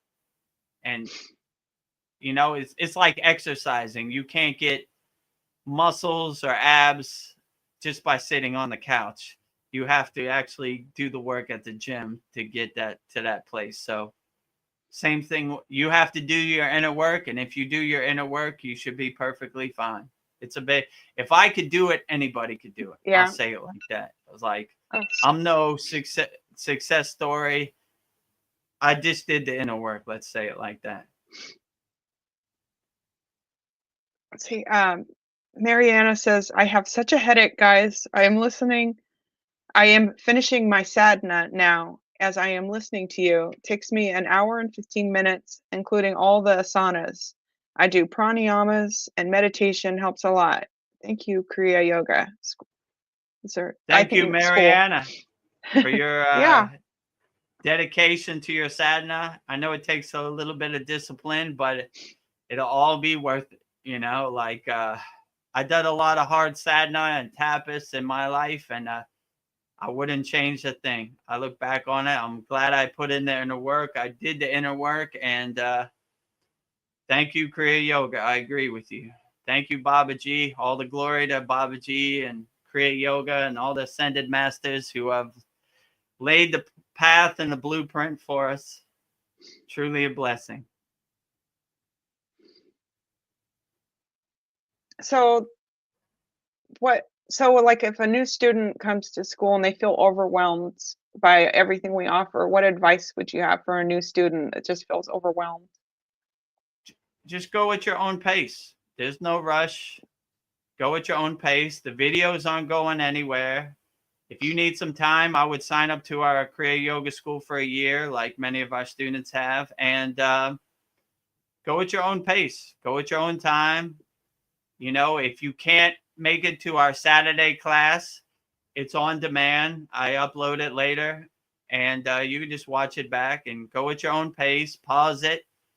I know daily life calls. A lot of our members have families. Yeah. You know, you don't need to neglect anything. Don't neglect your work. Just go at your own pace and, you know, do what works best for you. Like if you want individual classes, we have classrooms for individual mantras, individual meditations, individual asanas, individual pranayamas, individual mudras, and just go at your own pace. If you can't make it to our yagnas, just send in your request, email it to me, I'll burn it up and watch it back later when you're ready. I mean, a lot of our students go at their own pace, so no pressure, take your time. You know, don't get overwhelmed. Just meditate, relax, go at a comfortable pace that works for you. And if you need help, we're always here. We're always available. So send me a message on the school DM, email me, however you want to do. Come on the class, ask questions. Come on the satsang, ask questions. And yeah, go at your own pace. You know, what feels right to you, that is the best pace. Mariana says, Jai, Babaji. Jai, Babaji. Absolutely. I think you just answered this, but what would you say slows down our spiritual awakening? Getting distracted, getting too attached to your ego, caring what other people think about what you do, just making other people's perception become your perceptions. All this can slow down and distract you or block you on the path or give you resistance on the path. But if you just surrender yourself to the path, like I'm going to do this, I'm going to use my own discernment, I'm going to do the techniques that really uplift me and make me feel the best, and you'll be perfectly fine. And you'll be able to shed all this. We have many techniques. Patanjali's emotional release techniques. I mean, pretty much all of our meditations and pranayama are letting go of the distractions, focusing on your breath, mastering your mind through meditation, suti, cleansing your mind and purifying your mind before you go into meditation. So letting go of all the distractions, just focusing what serves you the best in your present moment. That would probably be my best suggestion. Nice. I think my last question will be, you talk about the power of kindness. Why is kindness so powerful? Kindness is so powerful because it's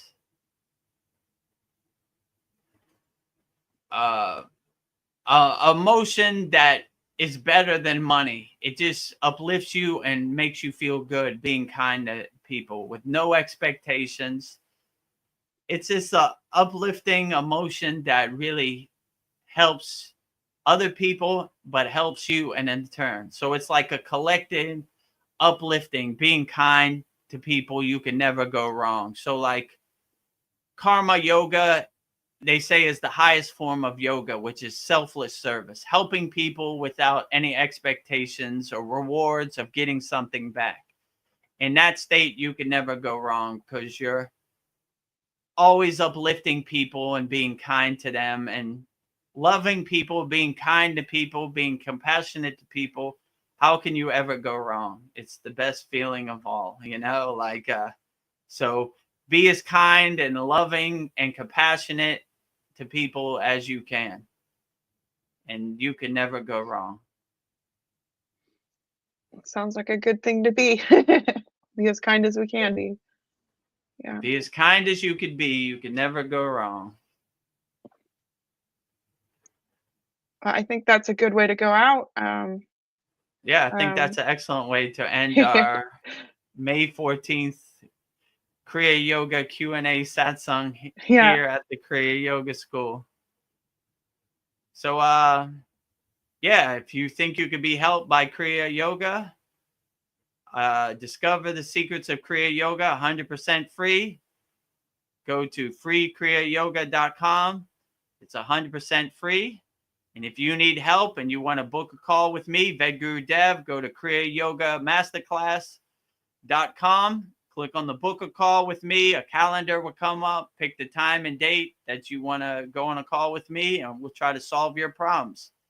And if you're ready to go to the big leagues, go to the Kriya Yoga School Masterclass. 50% off right now, $50 a month, $250 a year. We have over 200 classes on asanas, pranayama, meditation, mudras, mantra japa, everything. And we have a full moon holy yagnifier, which we just had on Monday. And we have a new moon holy yagnifier where our members send in their problems and we burn them up. And we pray for all our members. And we have a great Saturday live class. It usually goes 2 hours where we demonstrate 2 new techniques every week. And you could feel free to ask questions anytime. We're 100% available. So, but yeah, if you're interested, book a call with me, Kriya Yoga School Masterclass, and I'll get on a call with you. But if you want to do it yourself, go free Kriya Yoga School, freekriyayoga.com, and join our school. It's 100% free. It costs nothing. We're not going to try to upsell you. We just want you to be the best person you could be. So I guess with that said, we'll end our May 14th Kriya Yoga Q&A Satsang here at the Kriya Yoga School. Om Shanti, Shanti, Shanti. Shalom. Sat Nam Sadhu Tao Om Spirit. Swami Kami. Amen, amen. Omen Selah Om.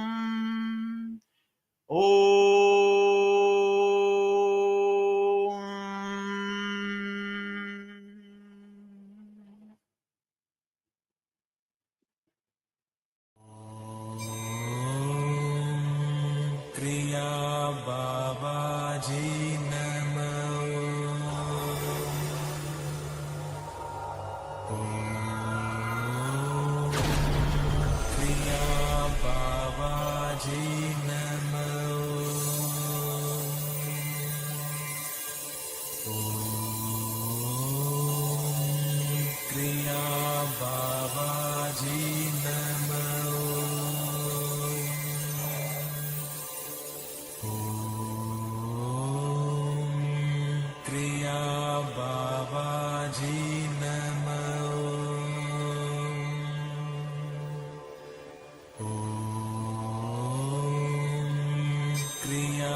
Babaji